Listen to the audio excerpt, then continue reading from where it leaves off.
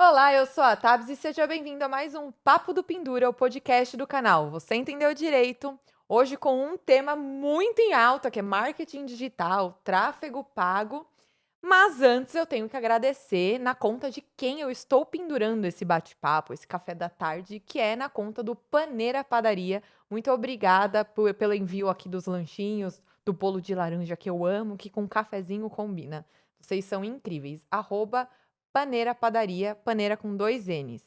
E o meu convidado hoje, além de já trabalhar comigo, é uma pessoa excelente, um profissional excelente. Seja bem-vindo, Guilherme. É o Guilherme Engel. Muito obrigado. Angel ou Engel? É Engel. Durante muito tempo eu também não sabia. Aí, depois de um tempo, o pessoal da minha família falou, não, é Engel, vai no Engel Você que é tá mais falando certo. errado, lindo, né? Tipo, você tá falando o seu nome Você errado. fala, na escola eu sempre falava errado. Mas sabe que tem muita gente ainda da minha família que fala o nome errado. A minha tia, por exemplo, todo mundo chama ela de Angel. Então, Aí assim, ficou. chama do jeito que você achar melhor que... É, porque o Engel dele não tem G-U. E aí É. a pessoa pensa em Angel. É alemão. Tem gente que chama de Angel. Engel. É, Ah, não, então, Engel não. Engel fica eu já estranho. já desencanei. Engel. Ele é da agência GD Plus. É isso aí. Quem que é o Guilherme? Vamos lá. Primeiramente, obrigado por estar me recebendo aqui na sua casa, no seu Nada. espaço. Tinha muita vontade de participar aqui do seu podcast. É o meu primeiro podcast, então fico um pouco nervoso. Gente, eu vou falar que eu fico mais feliz quando é o primeiro podcast do convidado quando o convidado já é famoso. Tem gente que acha que por ser famoso é mais legal, né? Porque, ai, nossa, é famoso. Não, eu adoro quando é o primeiro podcast, porque ver a diferença que é antes de gravar, que você tava super nervoso, e no final do podcast você vai ver. Você vai ficar todo risonho, tipo, já acabou. Podia assim, mais, né? Pô. Não, assim espero. Bom, vamos lá. Quem é o Guilherme? Sou Guilherme Engel, eu sou empresário, sou dono de uma agência de marketing digital e publicidade, que é a GD Plus. É uma agência que ela é focada hoje em gestão de tráfego pago, antigamente conhecida como mídia digital, e redes sociais, né? Então, eu tenho uma sociedade junto com meu irmão. Ele cuida hoje da parte de redes sociais da empresa, ele toca toda a parte operacional de criação de conteúdo e eu toco hoje toda a parte operacional de tráfego pago. Além da GD Plus, que existe desde 2018, eu tenho também uma marca de moda masculina, de camisetas, bonés, bermudas. A gente está lançando vários produtos novos agora, então tem bastante novidade vindo nesse sentido. É workaholic que nem eu, vocês perceberam, né? Tenho desde 2019, na verdade comecei em 2020, um pouquinho antes da pandemia chegar. A gente fabricação própria e a gente revende nos marketplaces aí. Estamos na Shopee, estamos no Mercado Livre, enfim. Indo para outros marketplaces agora também. Crescendo bastante, inclusive, nesse sentido. E como que você caiu no marketing digital? Você é formado na área, não é? Putz, é engraçado, porque... Aí fala assim, é engraçado. Aí chega uma história de merda e me dá risada. Não, engraçado é um modo de dizer, né? Vamos traduzir, porque o pessoal não perdoa, né? Cadê a graça? Exatamente, assim, cadê a graça? Não, eu, na verdade, tava precisando pagar a faculdade, isso em 2009. Eu tava trabalhando com telemarketing na época. Eu tinha acabado de fazer uma ligação para um cliente que me xingou em italiano. A primeira palavra em italiano que eu aprendi foi Não, tem xingamento. gente que é xingado... retado, sai daí! Aí tem gente que é xingado. Não, ele falou, vá fanculo. O que ele falou? Vá fanculo. Vai tomar no cu. E eu trabalhava com cobrança. Então, tá explicado. Exato.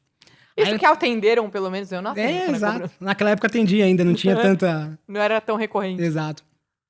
E aí, eu tava precisando urgente de emprego, a minha cunhada, na época, a tia dela trabalhava numa empresa que vendia colchões ali na Avenida dos Estados Unidos, que continua da Augusta ali de São Paulo, aqui de São Paulo.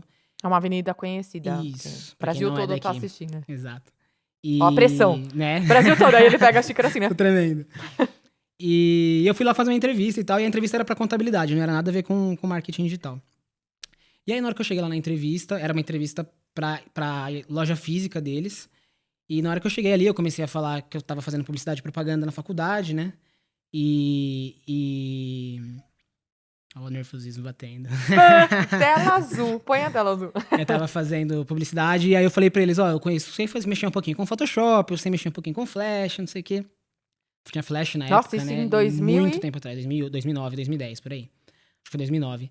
Aí eles falaram assim, a gente tem uma empresa aqui que chama Colchão.com, que é um e-commerce, que é uma empresa que a gente tá agora... Nossa, que domínio excelente. É, muito bom. Muito Se ele bom. quiser vender o domínio, ele já tá ganhava rico. muita grana.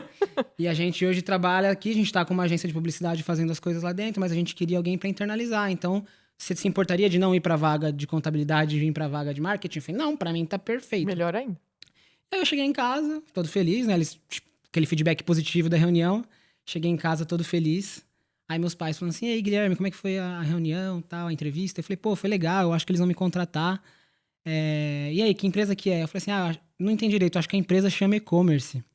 Eu não sabia o que era e-commerce, eu tava com 19 anos de idade, tava começando essas coisas a surgir. E aí o Diego, que é meu sócio hoje na GD, falou assim, meu, para de ser idiota, e-commerce é um modelo de negócio que tá começando, que as pessoas compram online, vendem, e você recebe na tua casa sem precisar ir na loja e tal. Eu falei, tá, agora que eu entendi. Então Tá. essa não é empresa. Bem isso. E aí, passei na entrevista e fui começar a trabalhar lá pra eles, né? E eu acho que essa empresa ela foi um diferencial bem grande na minha vida, porque o dono da empresa, ele era um cara exigente e ele era um cara muito... Ele trouxe muito a minha veia analítica pro mercado, pro meu trabalho, que era uma coisa que eu acho que é essencial hoje no marketing digital. Né? Você operacionalizar, apertar botão, subir uma campanha no ar, é fácil.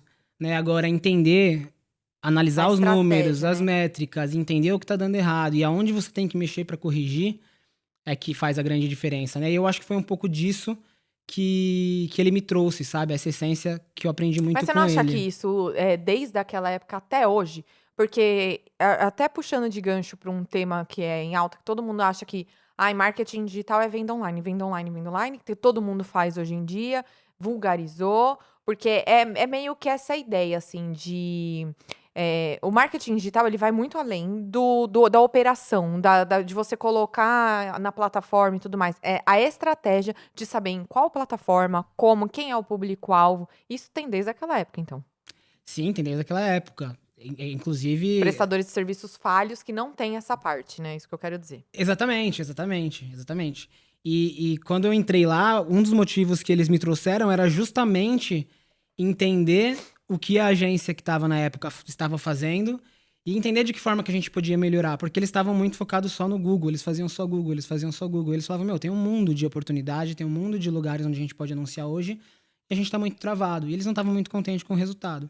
E aí foi ali que eles me trouxeram o marketing digital, né? Foi ali que eles falaram assim, ó, você vai mexer com o Google Ads. Eu fui começar a entender o que era isso, eu nunca tinha feito de curso de nada Todo e mundo tal. tava começando a entender o que era isso, né? Exatamente. Foi E bem aí no comecinho. foi assim que eu entrei, foi assim que eu caí no e-commerce, no marketing digital de uma forma geral. E nessas você até morou fora, né? Morei fora, eu fui parar no Paraguai primeiro, e depois eu fui parar nos Estados Unidos. Mas pra eu contar essa história, deixa eu contar um pouquinho da trajetória que me chegou até ali. Porque depois que eu trabalhei nesse colchão.com durante um ano, né? Chegou um momento que a gente terminou ali o contrato com a agência, eu comecei a fazer toda a parte operacional de tráfego pago dentro da agência. Na época não falava tráfego pago, a gente falava mídia digital, mídia online. Eu fiquei ali um ano fazendo todo esse trabalho, só que aí a empresa acabou falindo. Não foi culpa minha, mas a empresa quebrou. Porque, Aí na eu não consegui verdade, vender nada online e a empresa fechou. Já o, pensou? o mercado de colchão ele era muito prostituído na época, né? Então, assim, eles conseguiam Na vender. época? Eu não sei como tá hoje. Tá, ainda tá. Continua. Eles, na época, eles tinham uma empresa deles que eles fabricavam os próprios colchões, né? Ela é uma indústria. E a margem deles era muito alta, entendeu? E aí, na verdade, não é que faliu. Eles optaram por fechar a empresa porque não estava sendo tão rentável quanto eles imaginavam. Os esforços que eles dedicavam para Betone, que era a empresa principal, fazia muito mais sentido para eles do que ficar investindo na colchão, onde eles tinham que competir preço com um monte de outra marca, enquanto que a empresa deles tinha uma margem de lucro muito maior e conseguia trazer muito mais resultado. Então, eles fecharam e ficaram só com a colchoaria normal mesmo. E aí, de lá, eu saí do mercado, precisava novamente procurar emprego, e aí eu fui trabalhar na Axê como estagiário, Axê Farmacêutica. E lá, Nossa, outra de coisa. colchão pra farmácia. Totalmente diferente. Nada de marketing digital, fui trabalhar na área de trade marketing, trabalhar com PDV, sabe, essas coisas. E aí eu fiquei 3 meses lá, e depois de 3 meses eu falo assim, eu tive algumas grandes decisões que eu tive que tomar na minha vida para chegar onde eu cheguei hoje. Eu acho que uma dessas decisões eu tomei quando eu estava trabalhando na Axê. Porque eu estava com uma previsão de ser efetivado. o salário lá de efetivado era muito bom. Era um salário muito acima do que o teto ali da galera de publicidade pagava na época. Só que ao mesmo tempo que eu tava para ser efetivado, eu recebi uma proposta de uma menina que eu conheci na faculdade que trabalhava na RH do Carrefour. E o Carrefour tava precisando de alguém para fazer tráfego pago pro Carrefour.com. E aí eu falei, vamos fazer essa entrevista e vamos ver o que que rola. E aí nesse processo eu passei na entrevista, o salário era metade do que eu ia ganhar quando eu fosse efetivado lá na Axê. Só que na Axê eu não tava feliz, não era o que eu tinha gostado muito de trabalhar com marketing digital na Colchão.com. Eu falei, pô, eu vou. É o momento que eu tenho que eu não É um preciso passo ganhar pra dinheiro trás pra pra dar dar dois dois pra pra frente. frente. E é o que você falou, é o momento, né? Tem gente que fala, lá vai ele falar o que ama, faça o que ama. Não, gente, são escolhas e na época ele pôde optar. Tem gente que não pode, mas ele Exato. pôde optar por fazer aquilo que ele achava que era mais coerente pra ele, né? Exato, eu não sei o que seria hoje se eu tivesse ido, qual caminho se eu tivesse sido efetivado, que provavelmente eu ia ficar na indústria farmacêutica, ia virar propagandista, eu tava em publicidade, mas eu tava decidindo ainda o que eu ia fazer da vida de fato, né? Pouquinho, enquanto você vai falando, eu vou pegar um bolo, porque eu Tá não bom, pode almocei, eu pegar tô que daqui a morrendo de pouco, fome. E esse cheiro de bolo de laranja tá me seduzindo. Ah. daqui a pouco eu vou pegar também. E aí eu fiquei no Carrefour também 1 ano. No Carrefour eu aprendi muito, eu fiz propaganda por Orkut. Pra você ter uma Ué, noção. ah! Marrom. Olha, eu com o teco do bolo na boca. Tinha tráfego pago na época do Orkut? Tinha tráfego pago, era completamente diferente do que é hoje. Como que funcionava? Tô com um bolo na boca? Não, não tá com bolo na Obrigada. boca. Como que funcionava lá? A gente. Do Carrefour a gente tinha muito budget, né? Aí fica uma dúvida agora pra você. Eu posso falar, por exemplo, quanto que a gente investia por mês no Carrefour em investimento ou é sigiloso, eu posso tomar um processo deles?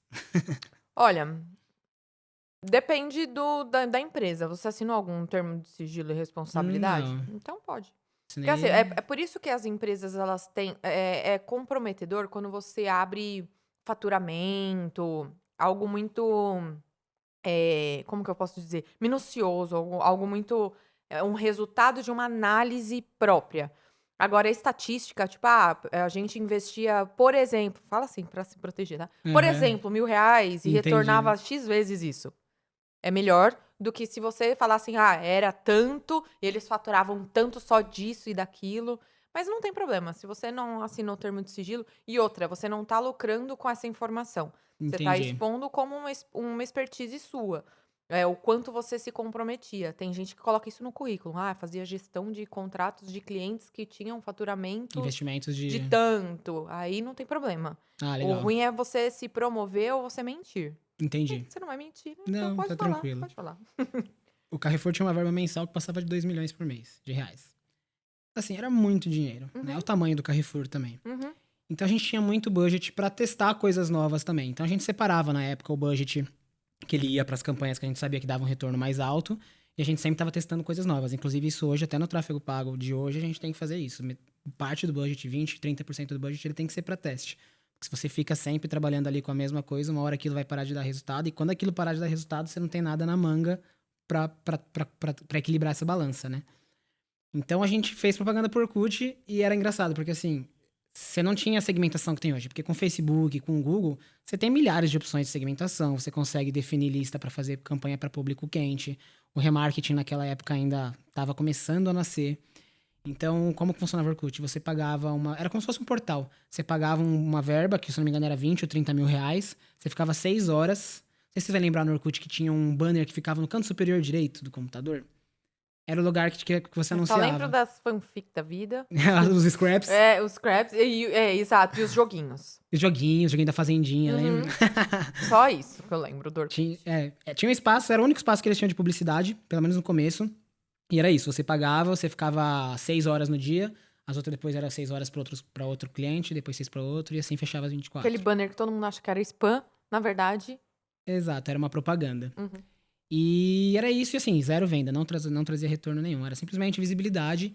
E assim, às vezes a gente faz uma campanha e a pessoa, mas quanto que isso traz de receita? E muitas vezes, né, a preocupação nesse momento para esse tipo de campanha não era de receita. O Carrefour realmente ele só queria mostrar que a marca dele estava presente ali dentro da rede social, né? O quão Sim. grande ele era. E passar credibilidade, confiança, enfim, tudo isso.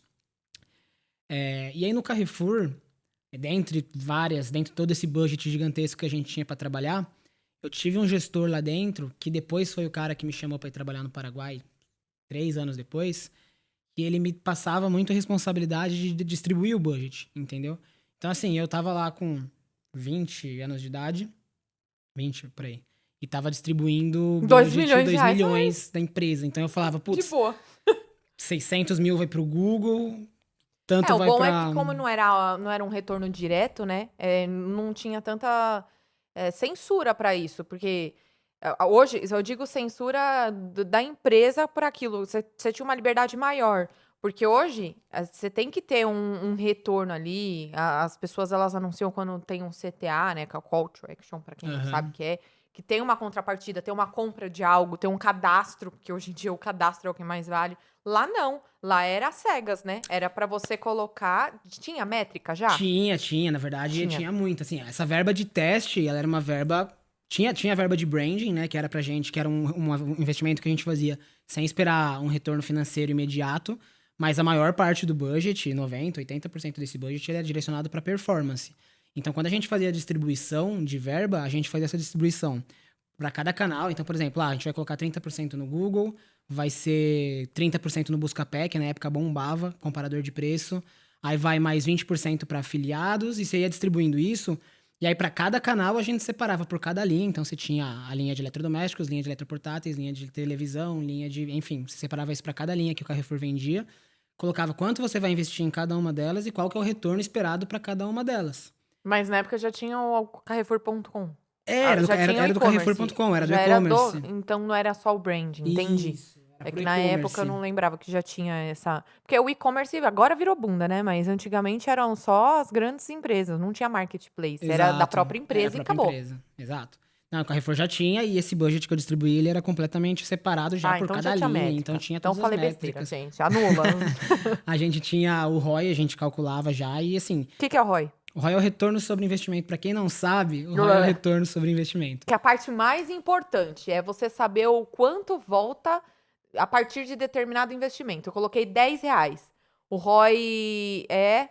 Dá um exemplo você, mais fácil. Para cada R$ 1 que você investe, você ganhou 10 de venda. Você vendeu 10, quer dizer que você tem um ROI de 10. Basicamente é as contas. Ou 100%, Ou né? 100%. É, a galera fala mais ROI de 10 mesmo. Né? Não, 100% não, né? 1000. Hoje fala-se muito de ROAS também, que é o retorno já considerando a lucratividade que você teve, tirando os custos. Então tem outras métricas que na época a gente não falava tanto. Uhum. Mas o ROI naquela época era principal, e até hoje ainda é como é mais mensurado quando você está falando de venda online, né? E qual que é um ROI que é considerado bom e quanto que é um ROI considerado normal? Isso vai depender muito do nicho que você está anunciando, vai depender muito do mercado, do produto. Por exemplo, para a linha de refrigerador, televisão, ticket médio super alto, a gente trabalhava com ROI de 17, ROI de 20. Então, a cada R$ 1 gasto, a gente trazia 20 de receita. Para eletroportátil, que na época não tinha air fryer, mas torradeira, sanduicheira, a gente trabalhava com ROI de 5, ROI de 6. Entendeu? Então vai variar muito do ticket médio do produto, da margem do produto. Tem produtos que têm margem maior, tem produtos que têm margem menor. Então, E infoproduto, que hoje em dia tem bastante. Qual que é o ROI normal, assim? Que você fala assim, foi uma boa campanha. ó, infoproduto, a galera hoje consegue uns ROIs de 10, de 15 em cima do retorno de investimento, e é muito lucrativo porque o gasto não é um produto, né? É um serviço, você está vendendo seu conhecimento. Então você tem uma lucratividade muito maior do que a lucratividade de um produto. Aqui desse ROI você ainda tem que tirar o valor que você gastou no produto, você tem que tirar o valor que você teve da equipe ali por trás. Tem no infoproduto também, mas não tem o custo do produto em si. Hoje você paga o quê? 5% ou 10% para pro canal que você está fazendo a venda, né? A Hotmart, a Eduz. E o resto é a equipe que você tem, mas não tem Na o... verdade, assim, eu brinco que o primeiro lançamento do infoproduto, ele é meio que a preço de custo, porque ele paga tudo que você gastou com o filmmaker, com edição, e a partir do segundo lançamento, aí você já consegue falar em lucro. Que Exato, a diferença do que você tá falando é que, assim, se eu estiver vendendo geladeira toda vez, eu tenho o custo da geladeira toda vez. exato, O infoproduto, você gasta uma vez só e aquilo fica girando, né? Por isso que a gente brinca que no mundo digital tudo é escalável. exato. Super, super escalável. Infoproduto é Entendi. demais, né? Não é à toa que você vê hoje a galera aí vendendo Vendendo curso curso até a de como rodo. lavar a louça em 5 minutos. Exato. Gente, eu vi esse curso. Não, Apareceu pra mim, agora eu não sei por quê. caiu um lead pra gente hoje, que o Diego, inclusive, tá fazendo uma reunião agora, de uma manicure que ela te ensina a fazer unha de gel. E ela tá vendendo, entendeu? Sim, A gente isso tem um tá cliente muito nosso alto. lá na Bahia que ela ensina a trazer cachos para cabelos que estão desgastados por progressiva, para retornar os cachos para mulheres que tinham cachos naturais.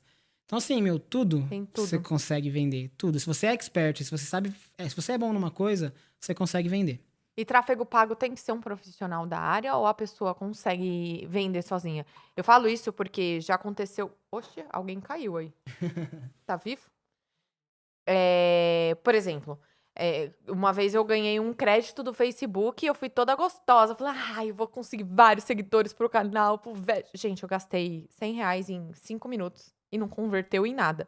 Por quê? Eu não sabia mexer na ferramenta, coloquei lá por interesse, direito. Meu, é um público muito abrangente. Então, eu queria que você explicasse a diferença que tem dar um tiro à cega ou alguém que saiba usar os parâmetros corretos para otimizar aquele investimento.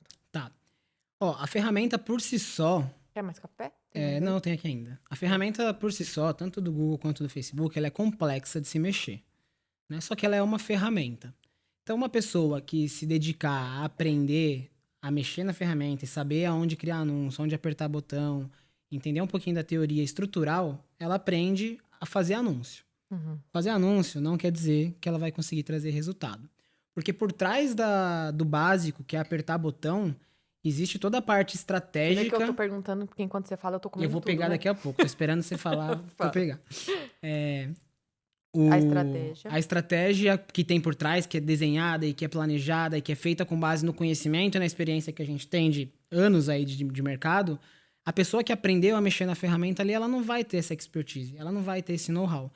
E vai além ainda, porque para você conseguir mensurar de verdade dados e informações, não é simplesmente impulsionar um post, né? Você tem toda a parte de metrificação, de tagueamento, parametrização dos dados. Então, por exemplo, quando você vai fazer uma campanha, você vai fazer, por exemplo, uma campanha, você quer levar uma pessoa para o teu site para a pessoa entrar em contato com você para contratar seu serviço.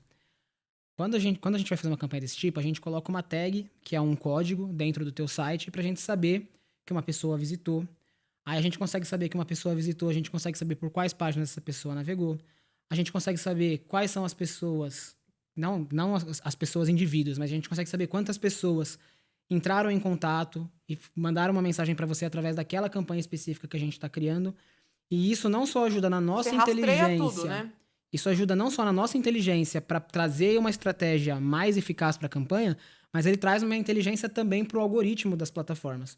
Porque o Google e o Facebook, e ali o Meta, ele tem um robozinho trabalhando full time. Uhum. Então, quando você começa a mostrar para o Google que aquele perfil de pessoa está convertendo, o robozinho ele vai buscar mais pessoas parecidas com aquela para mostrar o seu anúncio, porque essas pessoas têm mais chance de converter. E por incrível que pareça, eles querem te ajudar, né? O Meta, o Google, eles querem te trazer um custo por aquisição melhor, porque quanto melhor fosse o resultado, mais você vai investir dentro das plataformas, né? Então, tem toda essa estratégia por trás, assim. Então, assim, você quer fazer sozinho? Você consegue. Não vou falar que você não consegue, não vou mentir. Só que muitas vezes você vai estar colocando teu dinheiro no lixo. Porque para você fazer uma campanha, não é só apertar botão, você tem que investir. E para investir, você tem que saber, porque senão você vai jogar esse É uma dinheiro no lixo. economia burra, É né? uma economia burra. Exato. Fala, miar. Vocês vão ouvir uns miados, porque minha gata tá do cacete hoje. E eu falo isso daí, é importante falar, porque eu brinco que as pessoas, todo mundo hoje em dia acha que é formado em marketing digital, porque chove curso, chove produtor de conteúdo, dando fórmula pronta pra fazer 6 em 7, pra fazer. Não tô diminuindo, porque realmente, pra fazer uma fórmula é porque aquilo deu certo, e se você sabe aplicar bem, beleza. Mas o que eu mais vejo são empresários, porque eu dou consultoria de negócios, né? E os empresários, eles falam pra mim que às vezes eles, meu, tá, eu não tenho tempo pra estudar tudo isso, do início ao fim. E aí é nessas que você precisa abrir mão que eu falo é abrir mão para segurar as coisas aqui, né? Abrir mão do poder, do controle e terceirizar isso para uma pessoa que estude, que tenha noção. Por exemplo, se eu for estudar como usar o tráfego pago, como anunciar, eu vou saber usar a ferramenta? Vou saber usar. Vou anunciar? Vou. Mas se é um profissional da área que já tem a experiência, e já se decepcionou e já passou por todas as lombadas ali de uma vida profissional, ele tem também comparativos de outros clientes no mesmo nicho, ele já sabe atalhos. E aí vai do quanto a pessoa quer investir ou não, porque tem um custo isso também, né? Não só do mesmo nicho. A gente hoje trabalha com mais de 20 nichos diferentes na agência. Então a gente tem muitas coisas que a gente faz, por exemplo, na campanha de um arquiteto, que a gente, putz, isso aqui dá pra aplicar na construtora ou dá pra aplicar pra imobiliária. Pô, isso aqui que a gente fez que deu certo no salão de cabeleireiro, a gente consegue aplicar Estética. não só pra estética, às vezes até pra nichos completamente diferentes, porque você sai da bolha, né? Você pensa em estratégias diferentes e pensar em estratégias diferentes te dá ideias diferentes, né? E como eu falei no começo, tráfego pago é teste, você tem que estar testando o tempo todo. Então, às vezes, uma coisa que deu certo ali, pô, deixa eu testar isso aqui em arquitetura, vamos ver se funciona. E aí, na hora que você bota, putz, tá dando um puta resultado, a gente tá com um custo por aquisição, outra sigla, CPA. É o custo por aquisição, é o custo por lead, CPL. É o quanto você paga para conseguir gerar uma venda ou um lead, ou um contato. O que é um lead? Um lead é um contato, é uma pessoa que entrou no seu site, preencheu um formulário ou te chamou no WhatsApp Isso porque vale quer ouro, conversar com gente. você. Tem até mercado negro disso, né? Tem. Um banco de dados vale ouro. Porque você consegue rastrear, e é o que nem ele tá falando. Numa dessa que você vai distribuir um anúncio, você não atinge só a pessoa que se cadastrou, você consegue atingir semelhantes. E aí vira um polvo, né? De um vai para mais 5, de um dos 5 para mais 5, e assim Exato, vai. é o que a gente chama de lookalike. Se você tem uma lista de clientes, tem que ser sua, tá, gente? Não pega a lista de outras pessoas. Mas se você tem uma lista de clientes que compraram, que aceitaram te dar esses contatos, e você sobe essa lista dentro do Facebook, dentro do Meta, ele criptografa. Criptografa. É, Ele tipo isso, ele criptografa. tranca. Ponto. Ele criptografa as informações para ninguém ter acesso, porque é LGPD, né? Não pode, não pode divulgar essa lista, não pode, esses contatos não podem chegar em outras mãos.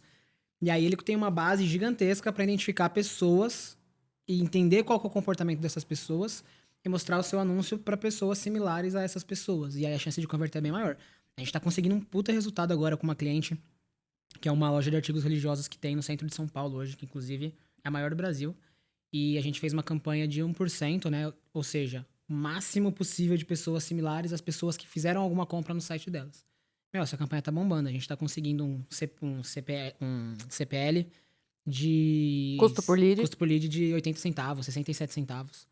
Então, assim, tá muito bom. Tá muito fora da curva. É, porque pra quem não é da área, falar 80 centavos é muito, é muito pouco. barato. É muito barato. Porque um lead, quanto mais nichado é o seu público, mais caro fica, não é? Sim. Não é uma regra, né? Porque, assim, se você vai trabalhar mais nichado, dependendo do quão nichado você vai trabalhar, às vezes você tem uma demanda reprimidíssima ali que porque não tem muitas pessoas que trabalham naquele nicho e quando você lança o teu negócio, tem um monte de pessoas desesperadas pelo seu serviço. Sim. Né? Mas quando você trabalha com nichos que são mais... Cegos, né? Mais cegos não, mais conhecidos, um nicho muito prostituído, vamos falar assim, que tem muitas pessoas que fazem, que anunciam ali, aí a tendência é você ficar mais caro, porque você tá competindo com muitas pessoas por um público muito pequeno. E aí, consequentemente, isso faz com que seu custo por lead aumente. Ô Gui, e falando de análise de comportamento, de anúncio que pula na nossa tela, é verdade que os celulares ouvem a gente falar? Porque às vezes a gente fala assim, eu quero comprar uma bota. Eu pego o celular, tem um anúncio de uma boteca de uma bota. Cara, olha... Coloquei ele na cruz. Assim, em teoria, não, né? Em teoria, porque, isso assim, é teoria da conspiração. Você tem que... Se isso acontece é porque eles estão ouvindo o que você fala o tempo todo e isso fere completamente a tua privacidade. Aí você pode até falar melhor do que eu. Vou falar disso, Com mas eu relação quero saber a- na prática, assim. Mas na prática eu acho que acontece. Olha, ouviram isso do Meu, porque já gestor de aconteceu tráfego. comigo. Já aconteceu comigo, acontece o tempo todo. É que assim, vamos lá. É que, na verdade, quando você fala de um assunto, vamos tentar trazer para um espaço mais amplo agora. Vamos trazer o Black Mirror aqui quando pro você fala, quando você fala de um assunto, provavelmente não é a primeira vez que você está falando daquilo. Você quer comprar uma bota? Não é a primeira vez que você falou que você quer comprar uma bota. Você já falou isso outras vezes. E às vezes, quando você fala que você vai comprar uma bota, às vezes você abre o celular ali e você navega mostrando a bota para alguém que você falou que você queria comprar a bota. E aí as ferramentas rastrearam o teu comportamento, elas entenderam que você entrou num site de bota e a partir daquele momento Ah, ela não, vai mas já conseguir te aconteceu um mostrar. negócio muito X. De eu falar da Noruega, abrir um negócio e ter um anúncio de viagem pra Noruega. Então é isso. Então, porque me perguntam isso, né? Ah, pode, não pode? Em regra, gente, você não pode ser ouvido ou gravado sem o seu consentimento. Isso vai muito além da LGPD. Vai na nossa Constituição, que é o que nem o Gui tava falando. É o direito à nossa privacidade. A partir do momento que eu tô usando um aplicativo, que é por isso que agora tem aqueles pop-up chato que aceita cookies, aceita dados, aceita que o site entenda quem é você. E aí tem gente que coloca rejeitar e buga o site. Porque isso acontece. Isso não é legal, tá? Legal não de gente legal, de lei. Isso não é legal. Não pode censurar só quem permite o rastreio dos dados. Porém, tem toda uma problemática atrás disso, que são esses aplicativos que eles são sediados em países diferentes. E aí entra um questionamento que eu até brinquei da teoria da conspiração, porque os grandes aplicativos, os mais famosos, a exemplo do TikTok, é da China. A sede deles é na China. Então, eles seguem muito as leis e as regulamentações deles lá. Apesar deles serem rigorosos entre eles, com o mundo eles não são. Então, por isso que o Estados Unidos, se eu não me engano, e outros Ok. países censuraram. Tipo, não pode usar aqui, porque a China não segue o regulamento daquele país e acaba ferindo o direito à privacidade. Vai além da LGPD. A LGPD é uma lei específica é uma lei geral de proteção de dados. A Constituição, apesar de ser uma Constituição do Brasil, tem cláusulas pétreas ali que são universais, que todos os países acabam seguindo também. Não que porque é daqui que todo mundo segue. Eu tô falando que é um senso comum entre vários países. E a privacidade é o que não tem nenhum país que viole de forma direta esse direito à privacidade. Então, você ser ouvido, você ser gravado, que nem tem no Black Mirror, Uhum. sem a sua permissão, é uma infração. Aí tem gente que fala, tá bom, Tabata, mas eu faço o quê? Meu, conselho. Como advogada, eu responderia assim: busque responsabilizar quem está violando seus direitos. Como uma cidadã brasileira que também passa por isso, é só colocar um silver tape, nossa, que veia. Na É só câmera. colocar uma fita isolante, alguma coisa que tampe a sua câmera. E a gravação de áudio aí já é mais complicado, porque varia de dispositivo para dispositivo. A gravação de áudio você tem dentro do Chrome, você tem a opção de bloquear o microfone para alguns sites. No celular também você tem essa opção, Você sabe que eu tenho o mas Kaspersky, que para mim é o antivírus mais foda que tem, é o mais completão. Às vezes eu abro página de busca do Google no Chrome e vem um alerta que ele tá solicitando acesso na minha webcam. então, Aí você fala, meu, pera lá, mas eu tô na busca do Google. E numa dessa é o antivírus que alerta. E aí eu posso bloquear ou fingir que não vi, ou seja, tacitamente, que o silêncio é concordância, de que ele pode acessar minha webcam. Isso não deveria ser assim? Não, gente, não deveria ser assim. Mas na, teoria e prática é exato. foda. Na teoria, como que as ferramentas elas utilizam as suas informações para poder te mostrar anúncio? De várias formas. Com o seu comportamento de navegação, então se você entra num site de bolsa, não é só aquele site que vai saber que você acessou aquele site de bolsa. O Facebook provavelmente vai estar sabendo. Deixa eu só fazer uma analogia, que ele tá falando, isso daí é bem legal para as pessoas enfiarem na cabeça. É como se a cada acesso, cada busca, cada tempo que você demora num vídeo, o algoritmo vem e te cola um post-it. Bolsa, bebê, É, animal. E aí você entra em grupos, e esses grupos são usados para distribuição. Porque, na teoria, era para isso ser benéfico para você não ficar sim. cavucando para aparecer só o que te interessa. Por exemplo, eu não assisto televisão porque eu não me interesso por desgraça. E só tem desgraça na televisão, nos jornais. Então eu recebo uma informação de forma passiva. Mas eu ainda acho que é benéfico. O que as pessoas se incomodam é com a quantidade de publicidade que aparece. E não, na verdade, com a informação que a publicidade traz de uma forma geral. Ou a publicidade que extrapola os limites, né? Mas aí a própria Google, o Meta e todas as outras plataformas, eles têm restrições muito rígidas para não anunciar nichos que são considerados nicho black, que são proibidos de se anunciar. Por exemplo, sex shop Super difícil. O Meta não aceita de forma nenhuma você falar sobre conteúdo é? sexual. Não pode. Nossa, mas brinquedinho sexual é tão saudável, não pode? Não pode. O Meta não Porque deixa. ele O não. Google Mas deixa. hoje em dia eles conseguem rastrear a idade que você tem. É que ele não consegue validar, né? Porque às vezes o celular é de um Mas não é. adulto, mas é uma criança que tá assistindo. Mas não é nem por isso. É porque eles entendem que pode extrapolar, invadir sua privacidade.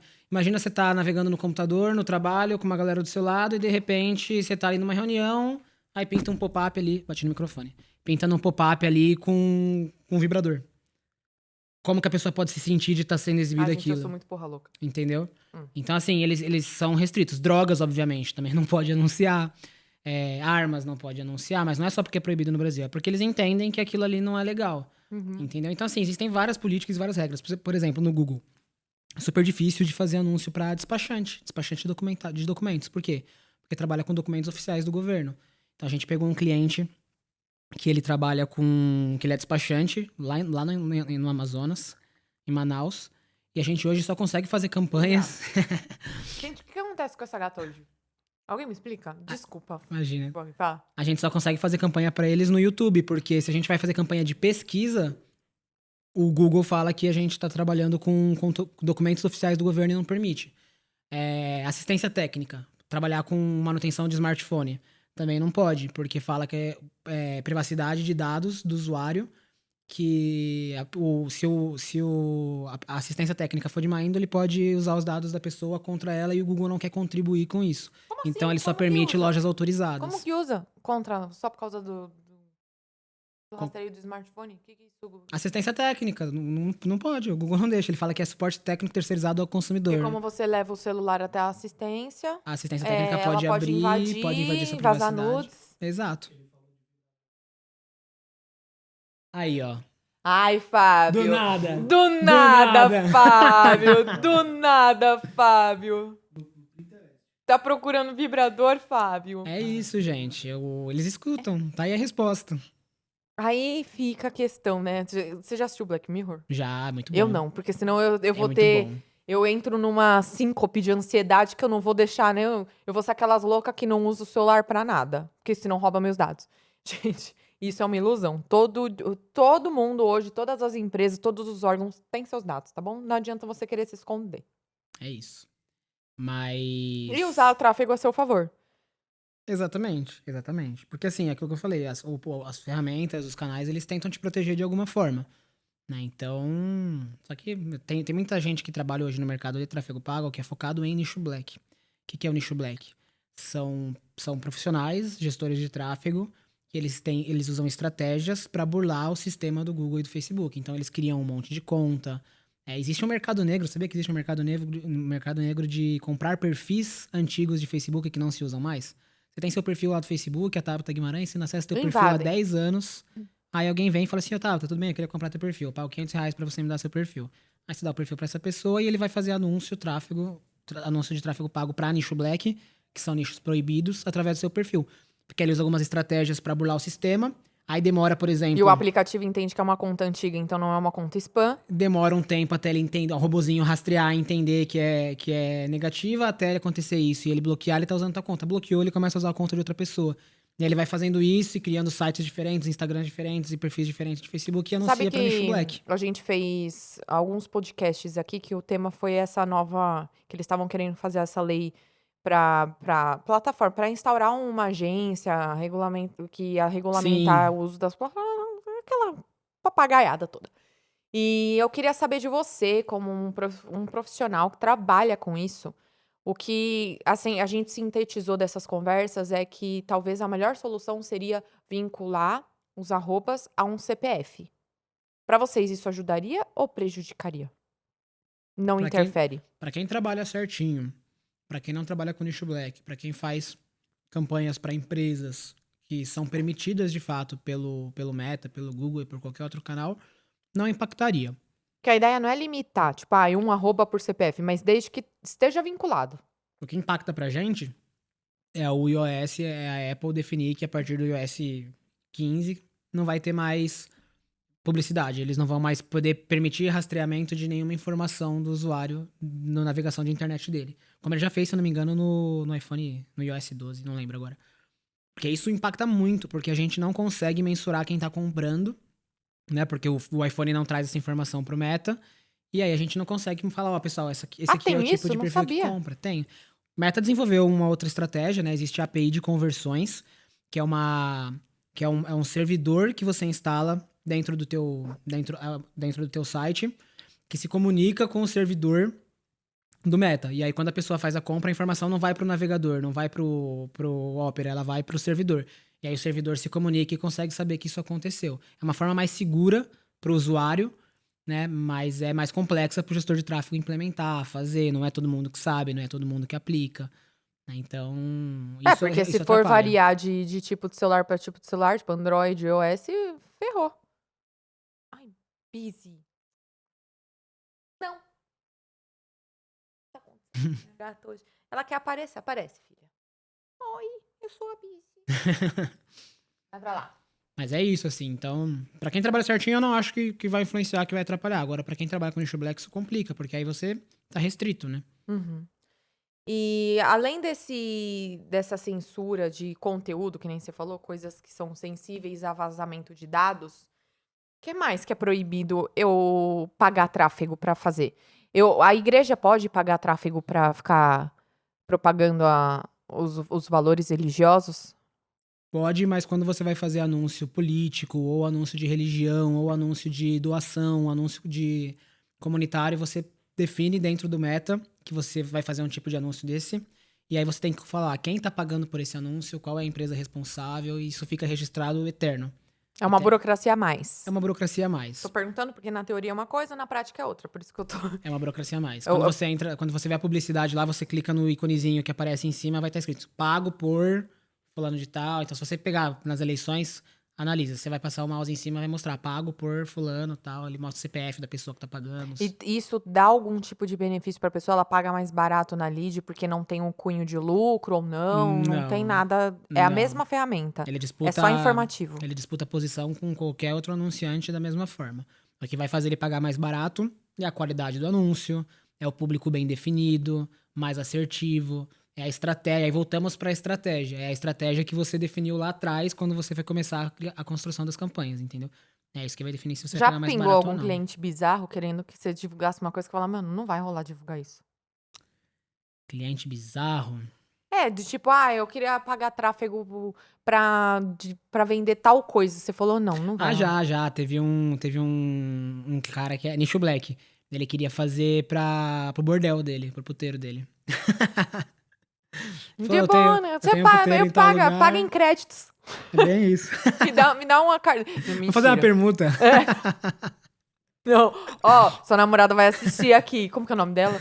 É Karina. Karina. Tá vendo, né, Karina? Queria fazer permuta com bordel.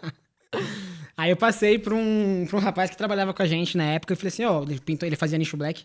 Eu falei, ó, pintou nicho black aqui, quer falar com o cara, fala lá que a gente não vai fazer, né?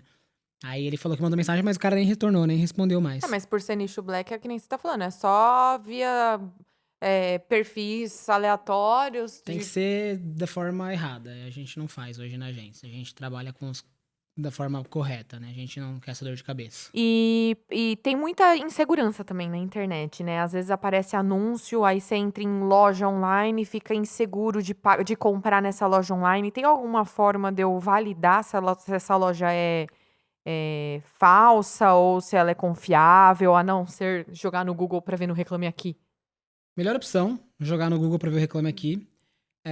Existem alguns sites que se você digita lá, a loja tal é confiável, aí ele faz uma análise, ele fala assim, ó, a loja existe há tanto tempo, a loja tem tantos acessos mensais, a loja é isso, isso, isso. Só que assim, é tudo coisa que você pode manipular, né? Assim, a maneira que eu faço hoje quando eu vou comprar é analisar Reclame Aqui, olhar Instagram, né? Instagram é muito importante, ver se eles estão postando, quanto tempo tem, se tem muito comentário, se tem muito depoimento de galera falando que comprou e deu certo. Tem que ser bastante mesmo, não adianta ser pouquinho, meia dúzia, porque aí ele pode ser fake, né? O cara pode ter pegado 6, 7 amigos ali, ó, comenta nos meus posts, fala que chegou, fala que funcionou, tudo certinho. Normalmente, quando a loja é idônea, ela posta stories todo dia, ela posta muito conteúdo, o site pode não ser antigo, porque às vezes a empresa acabou de lançar, mas eles estão bem posicionados, eles estão se gravando, eles estão mostrando a cara E mostrando estoque, mostrando pedido sendo enviado, eles não têm medo de mostrar esse tipo de coisa. E uma outra pergunta, muita gente acha que é a mesma coisa. O tráfego pago, ele se resume no impulsionamento? Eu queria que você falasse da diferença do impulsionamento para o Ghost. Tá, vamos lá. O impulsionar, o botãozinho impulsionar do Instagram, ele é a forma que o Instagram encontrou de facilitar para a pessoa comum fazer um anúncio. Nada mais do que isso. Ai, quer dizer então que ele é ruim? Ele não funciona? Não, ele funciona. Ele tem ali a opção, tem algumas opções mais limitadas, né? Que são as opções. Você tem a opção de mandar mensagem pelo WhatsApp, você tem a opção de mandar a pessoa pro teu site. Interações, né? As interações. E outra, fica publicado. E não é publicado. É É com base num post que você realmente fez. Só que assim, aquilo que eu falei também no começo, a gente não tem rastreamento. Se você vai mandar uma pessoa pro seu site, vai, mas se essa pessoa que vai pro seu site, você tá rastreando ela, você sabe que ela realmente tá entrando lá, você sabe quantas pessoas acessaram, quantas pessoas navegaram na página. Então hoje o botão impulsionar, ele não te dá essas informações, ele te dá as informações do Instagram, quantas pessoas clicaram, quantas pessoas viram, quantas pessoas interagiram, comentaram, né? E fora o botão impulsionar, existe dentro do Meta o gerenciador de anúncios, que é onde você tem, na verdade, todo mundo do Meta à sua disposição. E aí existe uma infinidade de campanhas extras que hoje não aparecem ali dentro do botão impulsionar. É ali que você constrói a pixel que você vai colocar dentro do teu site, que é basicamente o código que vai identificar o comportamento das pessoas. Então é dentro do gerenciador de negócios que você... Pixel é a codificação disso. É a codificação, é o código que você coloca dentro do seu site para entender o que as pessoas estão fazendo ali dentro. Né? E é ali dentro que você tem todas essas informações, que você tem esse mundo de oportunidade, que você consegue criar campanhas diferentes, campanhas de venda, campanhas de envio de mensagem, campanha de visualização de vídeo. Tá, então anúncio pago. E não necessariamente o anúncio pago precisa ser um post publicado, né? Ele tem o Ghost. Ele tem o Ghost, que é o anúncio que você faz, que é simplesmente patrocinado. Ele não aparece no seu perfil, ele não vai aparecer no seu feed, ele não vai aparecer no seu stories. Né? Você faz ele dentro do gerenciador de anúncios, você coloca o anúncio ali dentro e ele é uma publicidade, ele não vai aparecer em nenhum outro lugar. E saindo um pouco do mundo das redes sociais, no Google como funciona? Porque as pessoas acham que é só para aparecer em cima da busca. É só para isso mesmo? Não, o Google ele tem algumas variações de anúncio. Né? A gente tem a pesquisa, que é o básico e que é o que hoje traz mais resultado de forma geral, quando a gente pensa em intenção de compra. Né? Fazer um gancho. A gente gosta de fazer a seguinte comparação. O Google, ele é uma ferramenta que ele funciona muito bem para vendas quando você vai trabalhar com um produto de intenção. A pessoa quer comprar uma televisão, a pessoa quer comprar uma geladeira, a pessoa está procurando um curso de contabilidade, aí ela vai lá, pesquisa no Google e ela encontra, a chance dela comprar ali é muito alta. A intenção que ele fala é quando é a pessoa que busca o seu produto. Exato. Ou serviço. Exatamente. A pessoa partiu dela buscar o seu produto ou serviço. Ela vai encontrar o seu site, não é só você que vai estar anunciando, então provavelmente ela vai clicar ali mais em 4, 5 concorrentes seus, e o que vai fazer ela converter vai ser ali quem tiver com a melhor página, a melhor experiência de compra. O Meta é uma plataforma de inspiração. É uma plataforma onde as pessoas elas estão navegando, né? O Instagram, o Facebook são plataformas onde as pessoas estão navegando para curtir, para ver as novidades. Social. Exato. É a palavra social. Ela socializa, porque aí que vai puxar gigante pra uma outra coisa que eu preciso falar. De comércio local. Ela tá ali navegando e ela tá passeando pelo Instagram vendo as novidades dos amigos dela. A partir do momento que ela vê um criativo, uma publicidade que ela acha interessante, ela clica e ela vai ver se aquilo ali faz sentido pra ela ou não. Só que a chance dela se distrair, a chance dela começar a comprar começar a fazer outra coisa, a chance de alguém falar com ela e ela esquecer daquilo é muito maior, porque ela não tá com aquela intenção de compra. É o passivo, né? Exato. Quer dizer então que o Google é melhor, então vamos investir só no Google? Não, não é isso. Depende. Se a gente fizer um bom criativo, tiver uma boa página e a gente conseguir impactar a pessoa no momento certo, essa pessoa ela vai entrar, ela pode não comprar hoje, mas a partir do momento que ela entrou no seu site, você rastreou ela, você consegue fazer o que a gente chama de remarketing, que é mostrar um anúncio para a pessoa de novo, com uma abordagem diferente. Você não comprou aquele dia, mas e agora? Agora tá com promoção, quer comprar agora? Então a gente faz essa abordagem. Você pescou. Exatamente. Então tem essas duas frentes. No Google a gente tem a pesquisa, que é o principal. A gente tem os display, que é as campanhas que aparecem em sites variados. Se você entra no G1, se você entra no Globo Esporte, se você entra na maioria dos sites aí hoje que tem pela internet, 97% deles hoje são parceiros do Google. O que significa isso? Que eles cedem espaços do site dele para o Google anunciar. E o que o Google anuncia ali?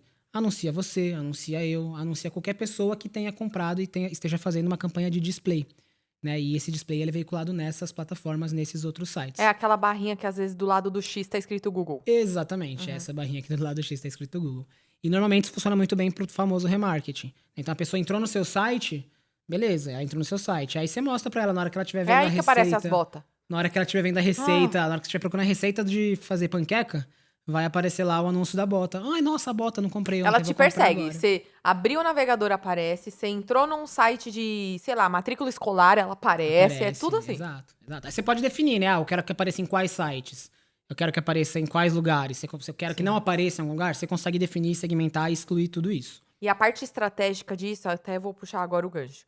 É porque deturpou muito essa coisa de redes sociais e tráfego pago, porque todo mundo acha que todo comércio tem que ter, ou prestação de serviço, tem que ter perfil na rede social. E é o que eu mais brigo na consultoria, porque às vezes eu vou dar consultoria numa empresa, que ela fala: "Ah, não, porque a gente tem que começar a usar as redes sociais". Realmente, a presença digital, na maior, quantidade de plataformas que você puder estar, é bom. Lógico que é bom, porque você aumenta a sua presença, você aumenta as possibilidades e tudo mais. Porém, meu, já cansou, Instagram de clínica que usa o mesmo template, só muda a mensagem do meio, assim, porque acha que tem que estar lá produzindo para aparecer para as pessoas. Porra, opa, ó o palavrão. Dá uma economizada com um design, com uma pessoa para fazer isso, e investe num tráfego pago que você não precisa necessariamente postar, ou se vai fazer vitrine, que seja uma estratégia. Mas eu ainda acho que para comércio local, aí entra a estratégia que o Gui estava explicando. Pô, é comércio local. A chance de você aparecer ali para a pessoa numa rede social e ser meio que intuitivo é só quando tem uma promoção muito específica, ou quando é algo para aguçar a curiosidade da pessoa. Agora, quando é um busca clínica de fisioterapia, a pessoa vai muito mais no Google do que apareceu, vou fazer fisioterapia. A pessoa não decide que ela vai fazer fisioterapia. Então, essa estratégia do comércio local de uma clínica de fisioterapia seria mais interessante colocar no Google, que é a forma que ele rastreia. Exato. É isso, não É é? isso. A gente tem hoje uma clínica de fisioterapia que é cliente nossa. A gente tá há mais de 3 anos com ela. A gente começou fazendo Google, só Google, porque a pessoa ela trabalha especificamente com fisioterapia para pós-cirurgia plástica, né? Drenagem linfática, tratamentos, enfim. E a gente começou fazendo Google com ela. Depois de um ano fazendo Google, o resultado veio e aí ela falou assim: "Não, agora a gente vai começar a fazer rede social". Aí hoje a gente cuida também da rede social dela e a gente faz também tráfego pago para a rede social dela. Mas aí a gente trabalha com conteúdos de remarketing, que é para reforçar as pessoas que visitaram o site e não chamaram ela, não entraram em contato. A gente mostra o anúncio na rede social também para Ou mostrar seja, uma pessoa que mais já um buscou. canal. Exato.